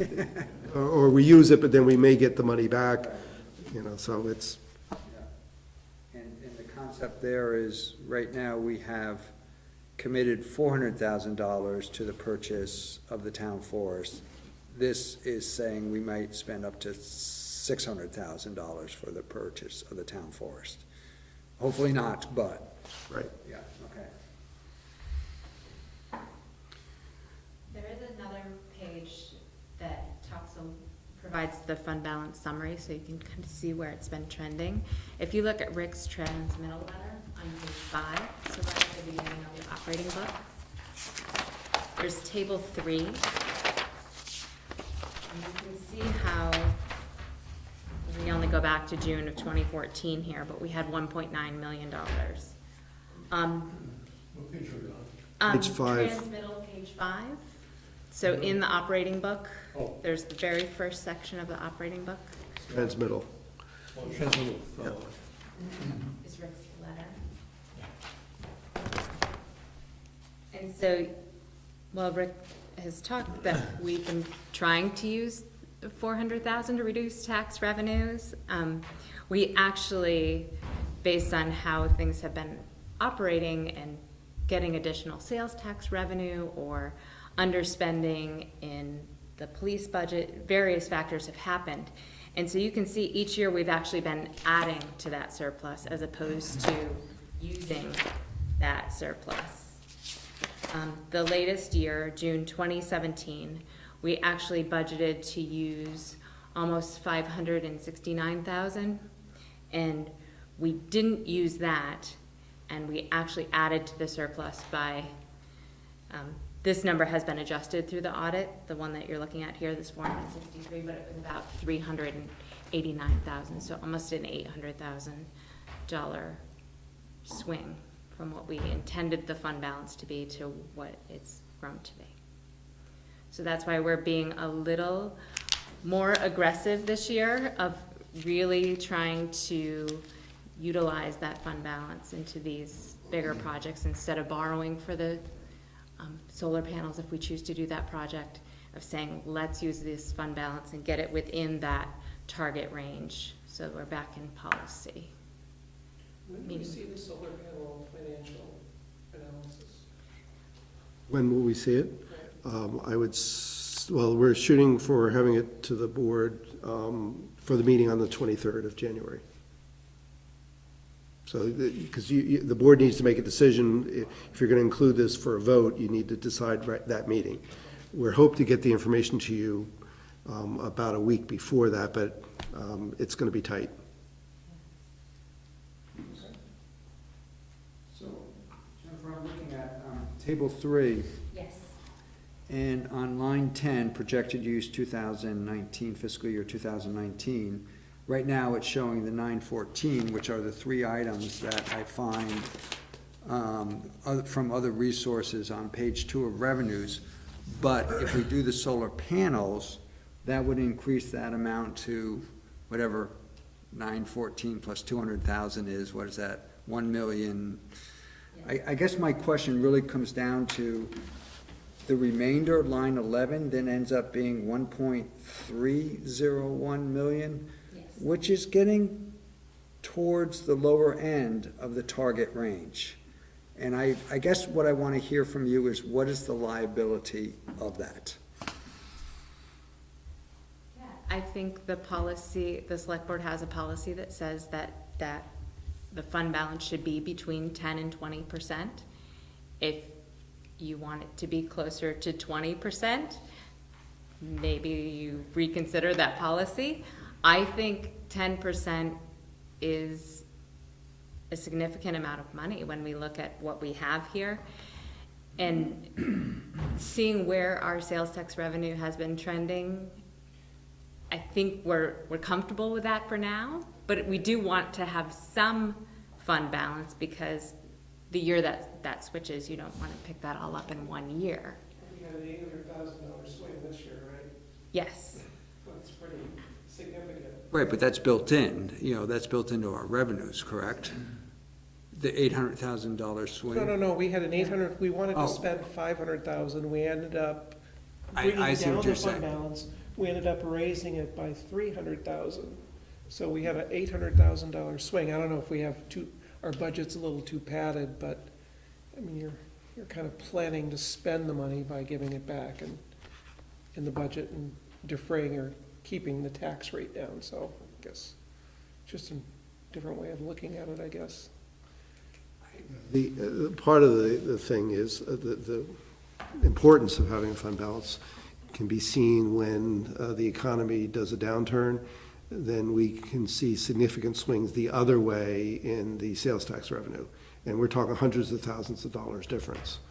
And I did have a chart, I guess it's not in here, but I showed, I think in one of my presentations, a chart, I might have it here actually, where there were years when our fund balance went the other way.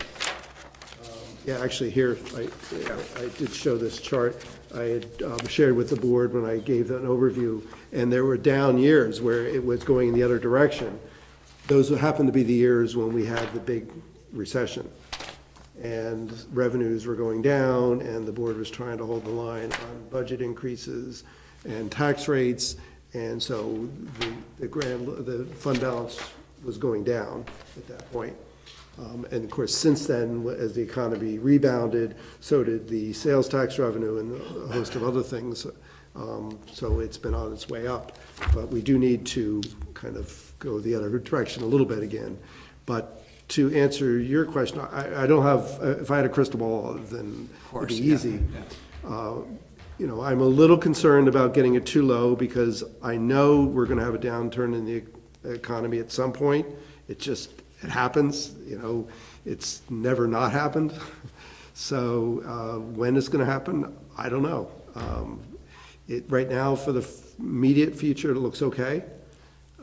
But a year from now, it may look quite different.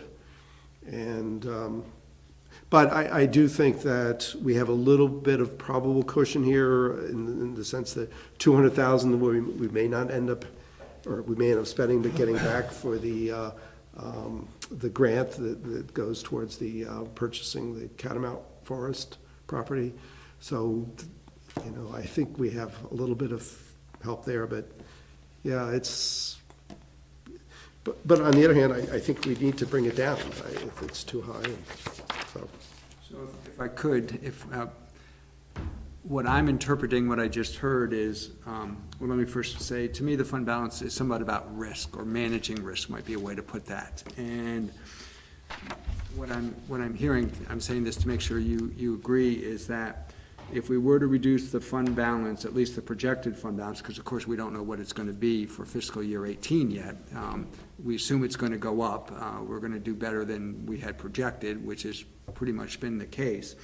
But let's just say the projections are absolutely accurate, and the amount is reduced to about 1.3 million. You're not looking at that as as a significant increase in risk. I'm not trying to pin you down, I'm just trying to make sure I kind of heard, your thoughts, if you will. Yeah, I think being within that 10 to 20% range, I think is significant. I think it's good. I think you have a full year to look at that. I mean, next year, we're going to be in the same situation, and we'll actually know what our budgeted use was for Right, fiscal yeah. year 18. If we do use the full 818,000, and that does come down, then we're talking in fiscal year 2020 of saying, okay, maybe we're not as aggressive next year of trying to utilize that fund balance. But I think in a year where we're saying, we actually are significantly out of compliance of what we know as of June 2017. We're 3.2, our fund balance is $3.2 million, which is $1 million more than our range is supposed to be. I think we're in a position where we should be more aggressive in using it, instead of asking for additional tax revenues. I think the thing you're not kind of built into our budget so far, we have a run rate, which we exceeded last year, but a normal run rate, I think that I heard, is around $400,000 a year underspent. So our normal, so if you take the 1.3, it's actually really less than that from a run rate, unless something crashes this year in this upcoming fiscal year. So likely we won't actually draw the budget down that much, the reserves down that much. And just to let you know, my feeling is, and maybe it's the engineer in me, is in 6 months when we're there and I see it actually happen, I'll feel comfortable. Right now, 6 months away from that, yeah, it looks likely, but I'm not willing to bet on it yet. You know, it's not a bad thing to understand what happens when you have a kind of an economic disaster, because our revenues will stay stable from property taxes, I assume, for the most part. I mean, I imagine maybe uncollected taxes, or maybe you have some problems there if people are unemployed, but you have the potential of losing sales tax revenue, and you have the potential of losing rooms and meals, I assume. I don't know whether one's more apt than the other, but would that be kind of the extent? Because people will still use water and sewer, maybe marginally less, but would that be a fair Those assessment? revenues actually don't go into the general fund, the sewer and water, those are their own funds. So those are their own utility funds. But where we would see probably some revenue decreases is probably in permit fees, things like that. You would probably see Is that significant? those go down. That was actually a significant contributor to the surplus this year. It was almost 100,000 over budget. It would just be good to understand what is our range of exposure to economic downturn from a stability perspective, town revenue versus expense? Well, and as far as the rooms, meals, and sales tax, that, you can see that in the report that I give every time we get a receipt. So we can certainly pull that out. It's interesting to know, right? For it's- what Jeff was saying, what is the, Or- most or- companies do disaster plans. What would be our disaster plan? Another example that might be helpful to understand is, you just hear about how brick and mortar retail is having difficulties. And so if one of the major stores in Williston were to close, what would that mean? Because that to me is not that far out of the realm of reality, of possibilities. Well, we had that when we had the major recession. There were stores that closed. But even in a good economy, we're hearing about brick and mortar stores closing. Right. And my point is that the economy may be doing great. We still might lose a significant source of revenue because our sales tax is lost from a major retail. Let's look at that kind of a plan. Maybe we should have that kind of a plan. What do we do? Well, we, in a sense, we do. That's why we have the fund balance. The fund balance has, in the past, served to buffer these downturns for And is us. that, is the range, the 10 to 20% based on an actual economic downturn assessment?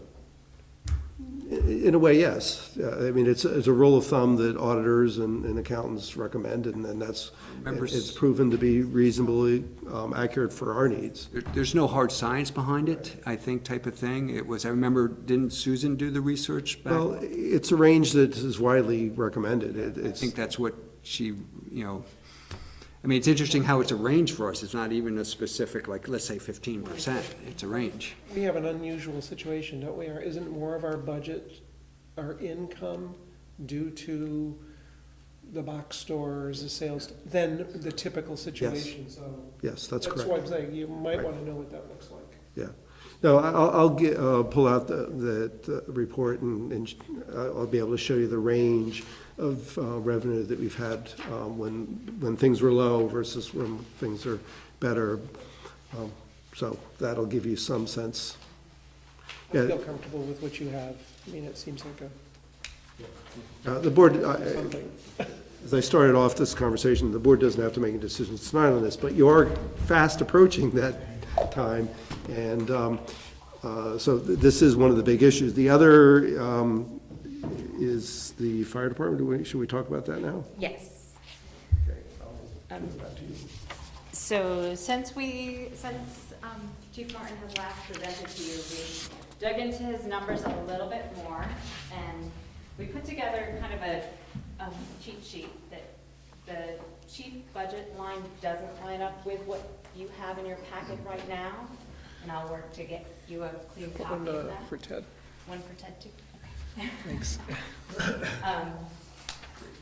Yeah, this is just a snapshot of the items that we're talking about changing, and the items that are different between the manager's budget and Chief Morton's budget. And I actually asked Chief to come here tonight to talk about any of these questions that you have and really understanding the service decision that you're making within the budget this year. It's saying, what do we want our fire service to look like? So, I don't know if you had anything to add to that?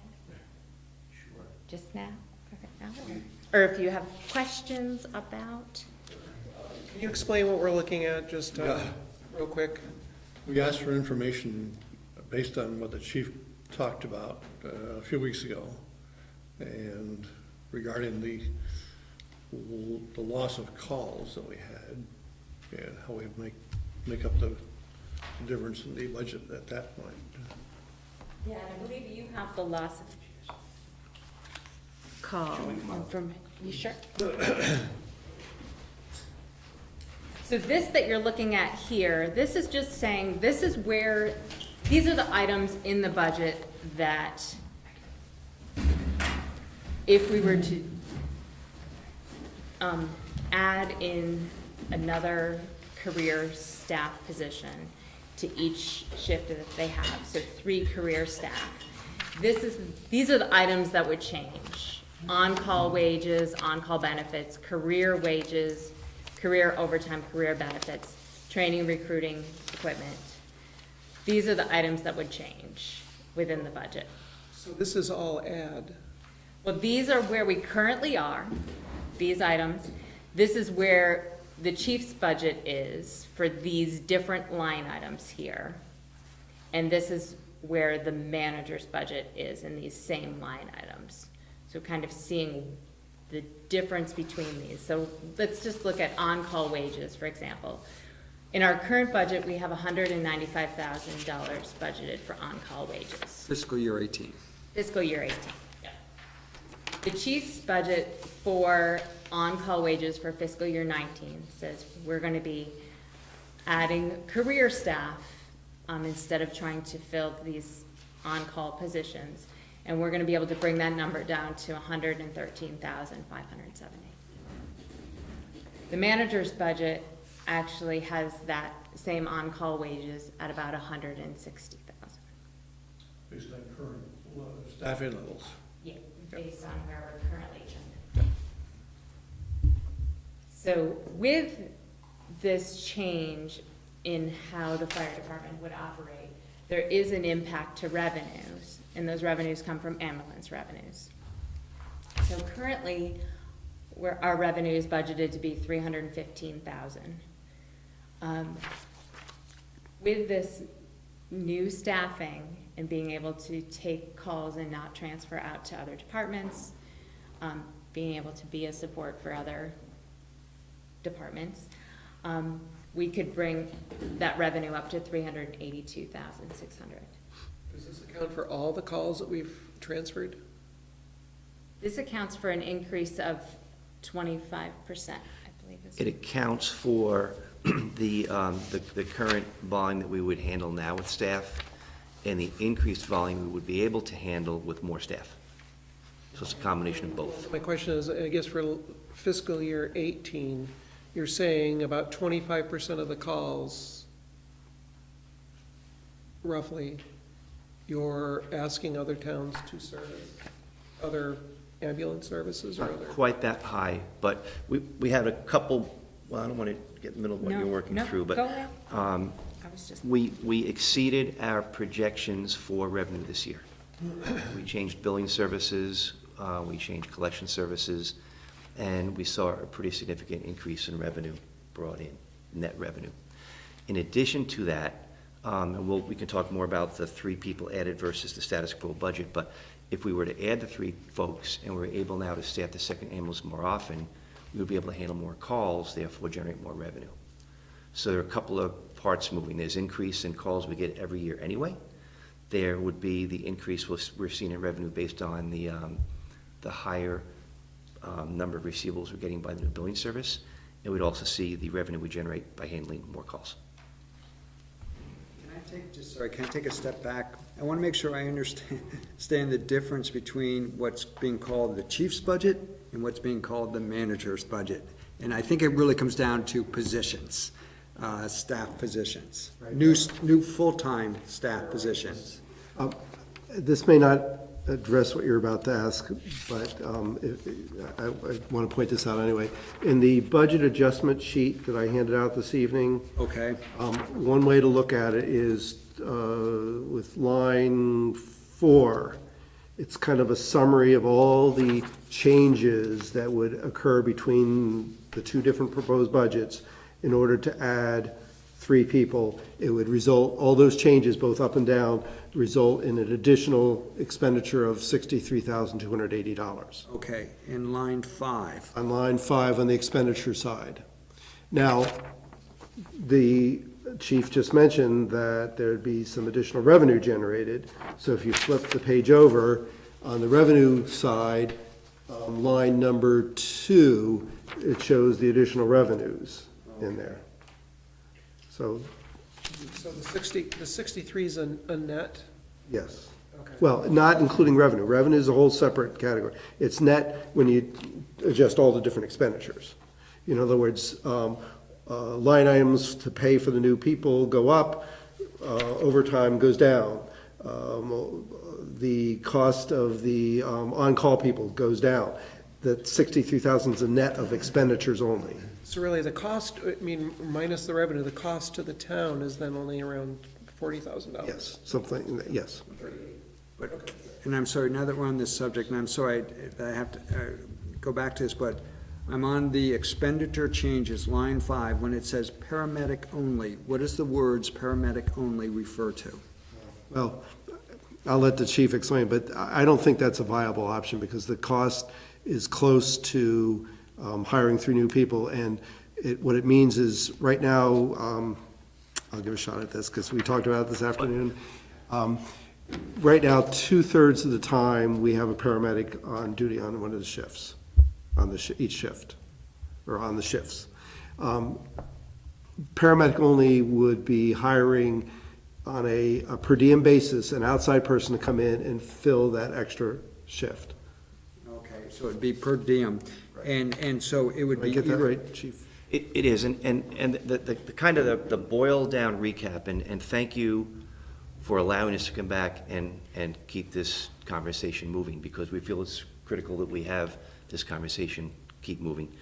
There are three options. Option one is the manager's budget, which if you then take the manager's budget and then you add a per diem paramedic, which we'll touch on in just a moment, then the manager's budget plus the discussion we're going to have about a per diem paramedic leaves the proposed budget with adding 3 people and the budget as presented by Rick with the per diem paramedic person. Those two budgets are almost the same. They're within a couple $1,000. Yeah, they're $5,000 off. $5,000. And just to recap how we operate, we have moved beyond just the transport ambulance, but this year we also became a paramedic service. So we're licensed as paramedics, and 2 of the 3 shifts with recent hires now each have a paramedic on the shift. So 3 shifts, each one works every 3rd day, and currently 2 out of 3 days the shift has a paramedic on duty working. The 3rd day we do not. My request to the town is we not wait until, if we don't do it this year, July 1st of 2019, to add a paramedic to that 3rd shift. I say that we look to add that paramedic to the 3rd shift as quickly as possible, which would be this July 1st, which means we add one of 2 things: either a per diem paramedic to the budget, which is a call person that comes and goes and might be here today, might be not here tomorrow. Or we have rearranged the entire budget and a paradigm shift to how we're going to operate as a fire department and put 3 personnel on, and that number is within $5,000 of hiring a per diem paramedic. Okay, and just to be clear, to make sure I understood, line 5, which talks to the paramedic only, per diem, is just, I shouldn't say just, it's 1 person, 1 per diem person at $58,000. For this year only, who is a paramedic only, not a firefighter. So they can't, like our other firefighter EMTs and our 2 new paramedic firefighters, this person would not be a firefighter paramedic, it would be just a paramedic. And we'd be exposed to this same per diem position next year or the year after, unless we train one of our existing people to become a paramedic, which is far more expensive than a per diem paramedic, like $120,000 worth of expense. Okay. So Rick's budget, or Rick's budget with the per diem paramedic, which now means we have paramedic coverage on each of the 3 shifts, or this entire shift to how we operate as a department, which trims back on call wage, trims back on overtime, trims back in a lot of areas, and incredibly frees up enough capital, if you will, that we can afford to hire 3 positions for almost the same as the proposed budget with a per diem paramedic. There's some, the nice part about a per diem paramedic is the 3rd shift gets a paramedic. The negative is that this is a person who's hired, and it's the same situation we could run into as we're having now with call staff. We invest lots of time to bring people on. We give them physicals, we train them. They stay a short period of time and they move on, and we're left with nothing for a person along the way. The full-time staff has invested a lot of their time and sweat equity in training these folks to then move on. And my proposal is that we don't cost any existing call folks their jobs. We just don't continue to fill every year and fill and fill and fill. We just put 3 full-time personnel in place and reduce the number of call positions that we try to fill every year. And then I'm looking at this sheet that Jennifer just handed out, And the lower box on the bottom, it's still under chief's budget, and it corresponds to the line that says four-person staffing net. That would be approximately 63,280 in the salary, minus the 25 that we expect in the additional revenue. Yes, exactly. Adding 3 personnel goes beyond the paramedic also, just to recap, and I'm glad I can make the presentation to the 2 folks who weren't able to make it tonight in my budget presentation. When we have our primary ambulance transport a patient, we normally, but not always, have 1 career person left to staff the station. If a fire call comes in, that person goes by themselves and waits for call people to come back. If there's a medical call, they're only able to first respond that call, and we wait for mutual aid ambulance. With another person per shift, 4 per shift, now, when 2 are at the hospital, when there's a medical call, those remaining 2 people can take the second ambulance. A lot of advantages. We don't wait an extended period of time for a mutual aid ambulance or for our ambulance to come back from the hospital. We also gain the revenue of transporting with our own ambulance. And we will stop turning over the number of calls we turn over per year. This past year, we turned over 35 EMS calls, which means some other service came into Williston, generated the revenue, and handled the patients. So there are a lot of positives for responding to fire calls, having coverage, minimum staffing, career overtime, that come with having the 4th person per shift. If I could, Can I ask Chief Morton, just the 35 EMS calls you turned over, in the new budget for the increased revenue, do you assume those 35 would be covered? Then do you assume you're covering calls from other towns as well? we currently do cover calls from other towns on a mutual aid basis. That would continue. And of the 53 that we turned over this past year, we would capture the majority of those. I can't say 53. And I can't say we would cover all of those 53 next year, but we'd cover the majority of those 53 calls next year. Interestingly enough, we did our end-of-year numbers since I made my budget presentation. 35% of our calls last year touched each other, which meant as we were on or occupied at a call, we got a second call. That includes the time at the hospital for the ambulance, but that's pretty remarkable that we had that much crossover. And with the fourth person, we now can handle 2 of those medical calls at the same time, which we can't do now. And that's huge as far as serving the community. I'm going to put Prescott on the spot for a moment, because there are other factors, and I, not to take all night, but at least to make sure we communicate the message. We're seeing our staff really worked a lot of hours, and this past year was no exception. And I wanted to bring, the management labor team here tonight. Prescott Nato is senior firefighter with the fire department. He's been full-time going into his 9th year. He's been on the department for 13 years. And he's also our union, our local president. And I think that this is, the chief with the union are agreeing that it's time.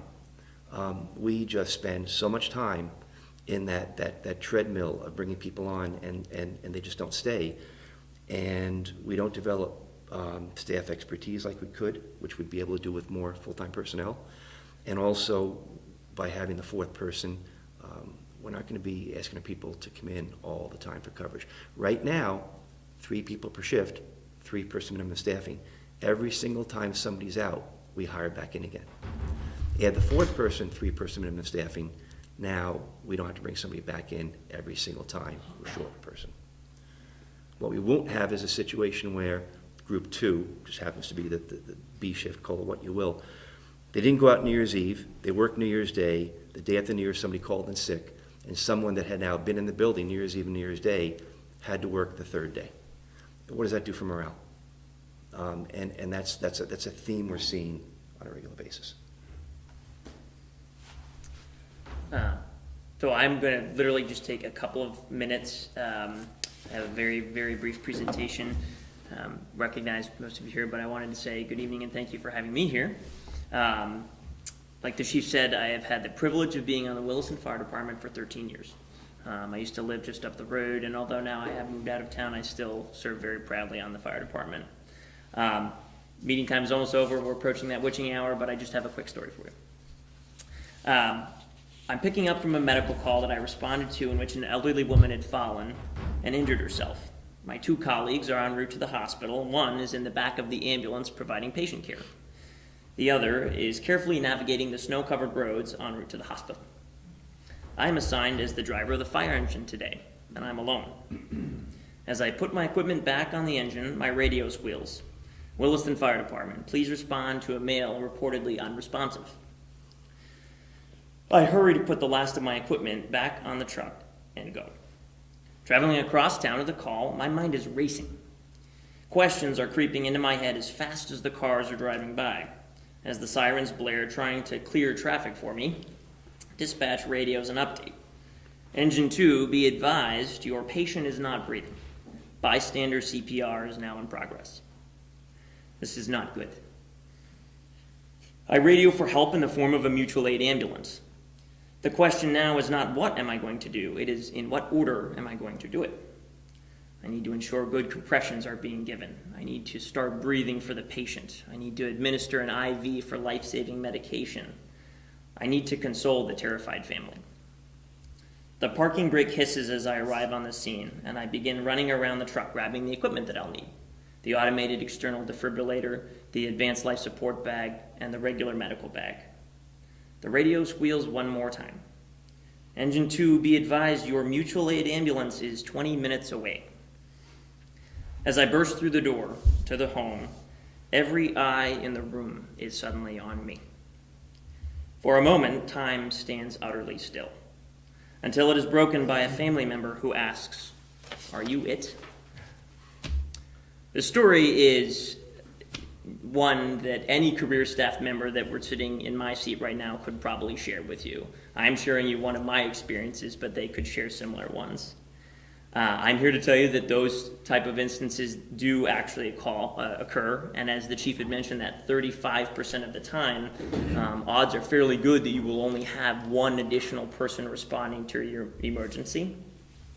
Simply adding that one additional trained firefighter and emergency medical technician per shift would drastically change how we operate. It's not just how the care is delivered, but it is in the amount of time that is delivered. 2 people can perform life-saving measures far faster and with far greater accuracy than just that one would. And finally, I represent the Williston firefighters here in saying that we, your Williston firefighters, we are here for you, the select board. We are here for them, the town. We love our jobs and we love being able to do them well. We're simply asking for you to allow us to do our jobs to the best of our ability. Thank you. And that wasn't scripted by the chief. That's true. Just for the record. But that's what we face every day. And it comes down to delivering the care, being short of person all the time, not to mention all that we deal with trying to keep the call department staffed. And what we've done is we've taken every single bit of this budget, we've gutted it to be able to free up the money, to be able to stand here tonight and say, if you add a per diem paramedic, which I think we should do, because we should not go another year and a half with one shift not covered by a paramedic. If we add that back in, we're within $5,000. I mean, why are we having this discussion? Even if we were to choose not to do a per diem paramedic, it's less than the cost of one person to hire 3. And it's time. We've been down this rabbit hole over and over, and it's time. We're running our wheels off. We're crossing over calls more than 1/3 of the time, and we as a department are telling you that we need to operate differently. Thank you. Couple of questions. So how, on your paid professional staff, the full-timers, how has the turnover been since we implemented the service? We have and we're rather proud of this, in 12 years of full-time staff, we've only lost one firefighter EMT in 12 years who left the job. we lose upwards of 12 call personnel a year after year after year. And we give them entry physicals, and we buy them fire gear or EMS gear. We train them and train them and train them. We pay them, and then they leave, and we're left with nothing. Our track record with career staff is stellar. If we were to hire 3 personnel, and I hope you agree to and choose to do this, there's a little added benefit in that we talk about 1 paramedic per shift, and if we weren't to hire the 3 and did the per diem person, then each shift has a paramedic. But people have vacations, they get sick, right? Happens. If we hire 3 people, all 3 of these new hires would be firefighter paramedics, which means 1 shift would have 2 firefighter paramedics, a second shift would have 2 firefighter paramedics, and the third shift would have 1. And currently, we're exploring a grant to pay for the training of the second person on that third shift. So now we'd have 2 paramedics per shift, which means when someone's out sick or on vacation, we still have paramedic coverage in the town. So we've looked at every angle, we've shaken every tree to try to find a way to make this work, and we feel as though it's structured to work, and we're very confident that fiscally it makes sense, financially it makes sense, and operationally it makes a whole heck of a lot of sense. You answered my second question, thank you. Any other questions? Scott, sorry, just more, as you were telling your story, this popped up. You mentioned, I guess when you were on the way to the site of the, I don't know if accident's the right word, you were told that the ambulance is 20 minutes away, the mutual aid ambulance. If there had been 2 people at the station when you originally got the call, it sounded like you took one of the engines. If there had been 2 people at the station when you got the call, because we now have 4 on staff, would you have been able to take the ambulance? Yes, and the only reason I say that is it is not uncommon for a mutual aid ambulance. That figure of 20 minutes is not really exaggerating, especially seeing as ambulance squads around us are also busy, and so a mutual aid ambulance might be coming from Richmond. It might also be coming from Colchester. That's no lie, that has actually occurred. So 20 minutes there extends up kind of thing. So therefore, even if we were to lower that to 15 minutes, for example, what would occur is then that engine company with the 2 folks would be able to go back, retrieve the ambulance, and still, even from the far reaches of our district, be able to respond in what I would argue a far greater time, or far lesser time, I guess I should say, to be able to handle that call. Because then it sounds very odd to say this, but I'll shed a little insight as to what occurs when a mutual aid ambulance comes in. There is a transfer of care, and that is critical. The information that is transferred and the patient care that's transferred, and because if it is a mutual aid ambulance, that patient is not out of the house yet, that's also the transfer, is the actual physical transfer of the patient. And all of those little steps start adding up in minutes. And as I had kind of indicated there, time in a medical emergency is so underrated. It's incredibly important. Yeah, that was what I was gonna make, 15 minutes is unbelievable. Yeah. And for one person trying to manage and process all of that, it's almost impossible. I give you a tremendous, I mean, I obviously had some experience with this, I give you an unbelievable amount of credit for what you're trying to do as one person on the scene. And I don't care how with it and level-headed, or how much of an adrenaline junkie you might be, it is brutal. And our average response time within Williston for fire and EMS calls is 4.2 minutes. You guys are amazing. Put it in perspective. I And that, unfortunately had to call you to right? show you were amazing. and then that counts Beartown Lane, right? That averages in Beartown Lane or North Williston, where we go a lot. We go a lot to North Williston, where we had our budget presentation. And even with that average in, it was 4.2 minutes. One interesting little side comment. Before we had our own ambulance service, the ambulance, most of the time, would come out of Colchester. So, which is, St. Mike's? yes. But the Colchester he's referring to, Prescott's referring to, is actually Colchester Rescue, a little farther away. Okay. So I've certainly heard what you said, and I tried to listen carefully. I do want to hear from Rick and Jennifer to hear what it is I should hear from, for lack of better words, don't take this, from the other, not the other side, but your perspective, maybe. Exactly, because Rick, you proposed a different budget, and the chief must have talked to you as well. So Oh, sure. why are you proposing, not agreeing to the Chief Morton's? Well, it was, it's a very simple matter of numbers, and I was trying to keep the budget increase down. And so I'm not at all opposed to what the chief's proposing. In fact, I support it. The problem is it is going to cost a little bit more money. It's not a lot of money, but it's a little bit. And when you're trying to keep the overall budget down, every little bit makes a difference. So, and maybe that's a good transition to the next question, which is really your decision and your guidance as to where you want the budget to end up. You have this possible budget adjustment. This is not the only possible adjustments that can be made in the budget. These are some important ones, and these are ones that have been flagged because they represent changes in the existing budget. And we may be able to come up with a few more. I would like a sense at some point soon as to where the board would like to end up.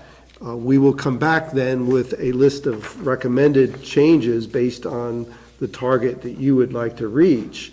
And then you can decide as a policy whether you want to accept those or reject them. And hopefully, whatever target you set will allow us to accommodate the request that the chief is making. For example, let's say you wanted to keep the budget change the same as what I proposed. So I would then have to come up with $63,000 in savings somewhere else in the budget. Well, actually $40,000 because of the revenue that it generates. So I would come back with some proposals, and I don't know what those would be at this point, but that's the kind of guidance that we're looking for. This is, tonight was the last budget presentation you've had, so you haven't really had a chance to think about the overall picture. But unfortunately, we don't have a lot of time between now and when the decision has to be made. We'll be able to budget sometime at our next meeting, even though it's not a budget meeting, to talk about budgets again. But the sooner you can give guidance to staff, the more chance we'll have an opportunity to come back with different alternatives for you to talk about and consider. Can I ask a question? Sure. Just because I'm still on the board for a minute, and still relatively new to this. The reserves that we set aside, for example, versus presentation tonight, if you were to adjust those slightly down so that we are keeping the budget the same but able to accommodate, for example, what the chief is asking for, is that a possibility, or does that just skew everything terribly? Am I articulating the question well enough? Well, I think, and the first question is yes, it's a possibility. Excuse me. But it does skew things and creates problems in the future. We do each year analyze how much we're saving versus how much we need. And we do make adjustments, and there are some adjustments included in this budget, and Jennifer can speak to them better than I could. So we try to keep them accurate, so we're not accumulating too much money for each thing. But I don't know. You're answering. I was wondering what I was doing with long-term things by messing with those numbers, really. Yeah, it really is a matter of degree. If you mess with them a lot, then you're basically throwing out the system, and it's a system works really well. I guess what I would, in the past, what I've asked for is for the board to give us guidance as to where you want to end up. We'll come back with recommendations. You can either accept or reject them. It's your call. I'd like an opportunity to provide some input on what our priorities are initially to match your target. And there's been some years that we've come back with a list of recommendations. The board didn't like them. They didn't want to make those changes. which is fine. I understand that, because it is, these are changes that affect the services that we provide. It's not just numbers, it's services.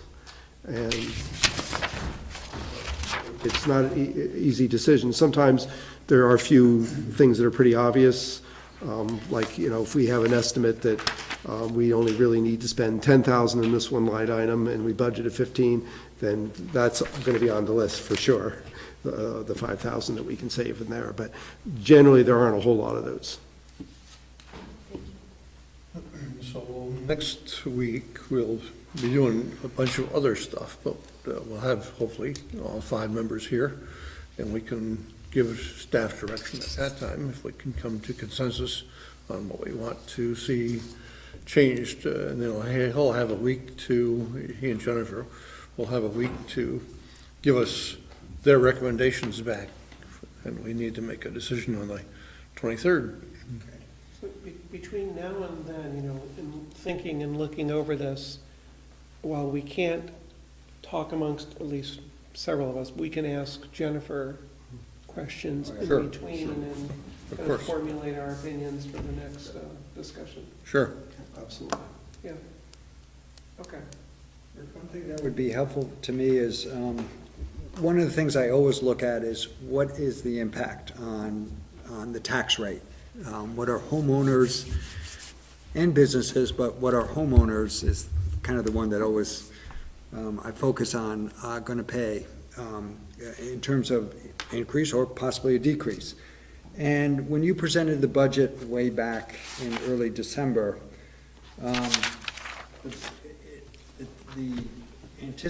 based on that budget, the tax rate was going to be 27.47 cents. My question is what is the current tax rate? I just don't have that. So I can get a sense of, when you originally presented the budget, how much of an increase?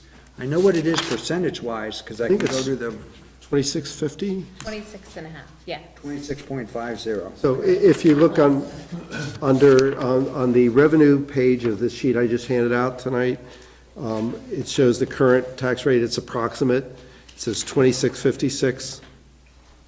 Wait, hang on a sec.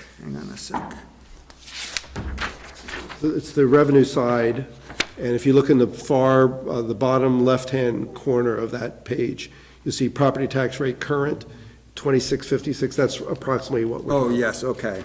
And so the budget is just a hair, what I proposed is just a hair under a penny increase. Keep in mind that we did not change the tax rate July 1st of 2017.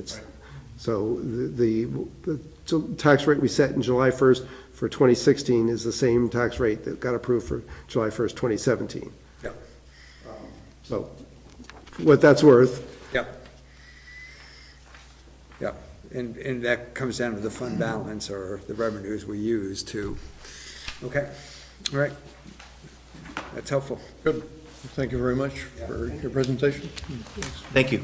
We try to present the metrics and the storyline and the everything else. I have a quick handout which summarizes in order how we did the presentation. Thank you very much. Ted also. Box downstairs, thank you.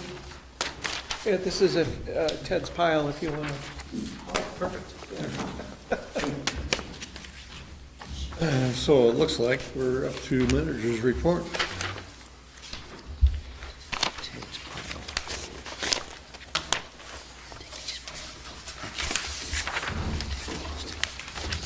pile. I'm not sure. Talk about tonight.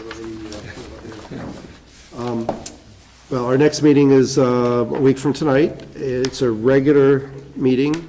We do have a number of items coming up. So budget is only one little piece of it. But we do have time at the end of the meeting for budget discussions.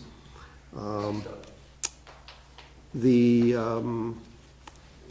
want to remind the board that the legislative breakfast is still scheduled for the 29th. So if you haven't already let Lynn know of your intentions of whether or not you're going to be able to attend, that would be great. I haven't seen an announcement of that to anybody at this point. I'll double check to see what's going on with that. don't think I've had something from you as well. Okay? But then I'll check with Lynn and see where we stand on that. So Lynn was supposed to send out something to us? Yeah, well, the person responsible for each board, but for the select board, I've had Lynn do it in the past, but maybe there's a crossing communication. So anyway, it'll get out. And Ted has agreed to serve as moderator. Right, I saw him yesterday, briefly. January 3rd, we did in fact close on the Jacob Cron's property, so we now own that acreage. And I also mentioned in my report that Joe Fallon, who has been legal counsel for the town for, I know in excess of 20 years, I don't know how much more in excess, is retiring at the end of this calendar year. I have not yet figured out what process I'm going to be setting up to select a new legal counsel. It most likely is going to involve a committee of some sort, and we'll most likely probably develop a request for a proposal and get proposals in from a number of different attorneys with experience in municipal law. And that's all I have for this evening. Oh, I guess I already gave a report on the library. That was the big news, and I don't think I have anything more to add other than what was talked about earlier. But I mean, the good news is we hope to have the library open by the middle of next week, and you know, fortunately the losses were kept to a minimum, partly because of the staff's quick reaction, and partly with the way they keep things in the library. They keep things nice and neat, organized, and like all the things that were on the floor in the basement were in plastic bins. And the stuff that wasn't in plastic bins were on shelves up above the water level. So that all worked out pretty nicely. So the first floor probably had no standing water because it's just going to fall down. Well, there was some. I have some photographs I'll share with the board, but you can see clearly standing water on the first floor. Yeah, it was a mess. Yes.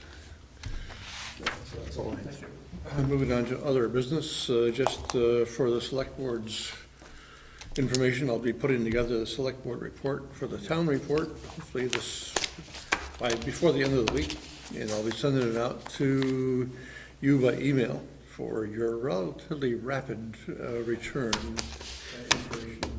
Constructive criticism and other things that may change the report. Any other business that people can talk about? If not, then we're adjourned.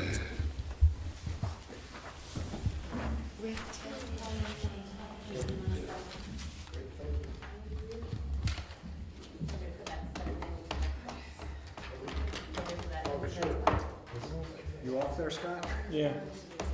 One thing I didn't want to call the chief on it, but I just put that in his budget.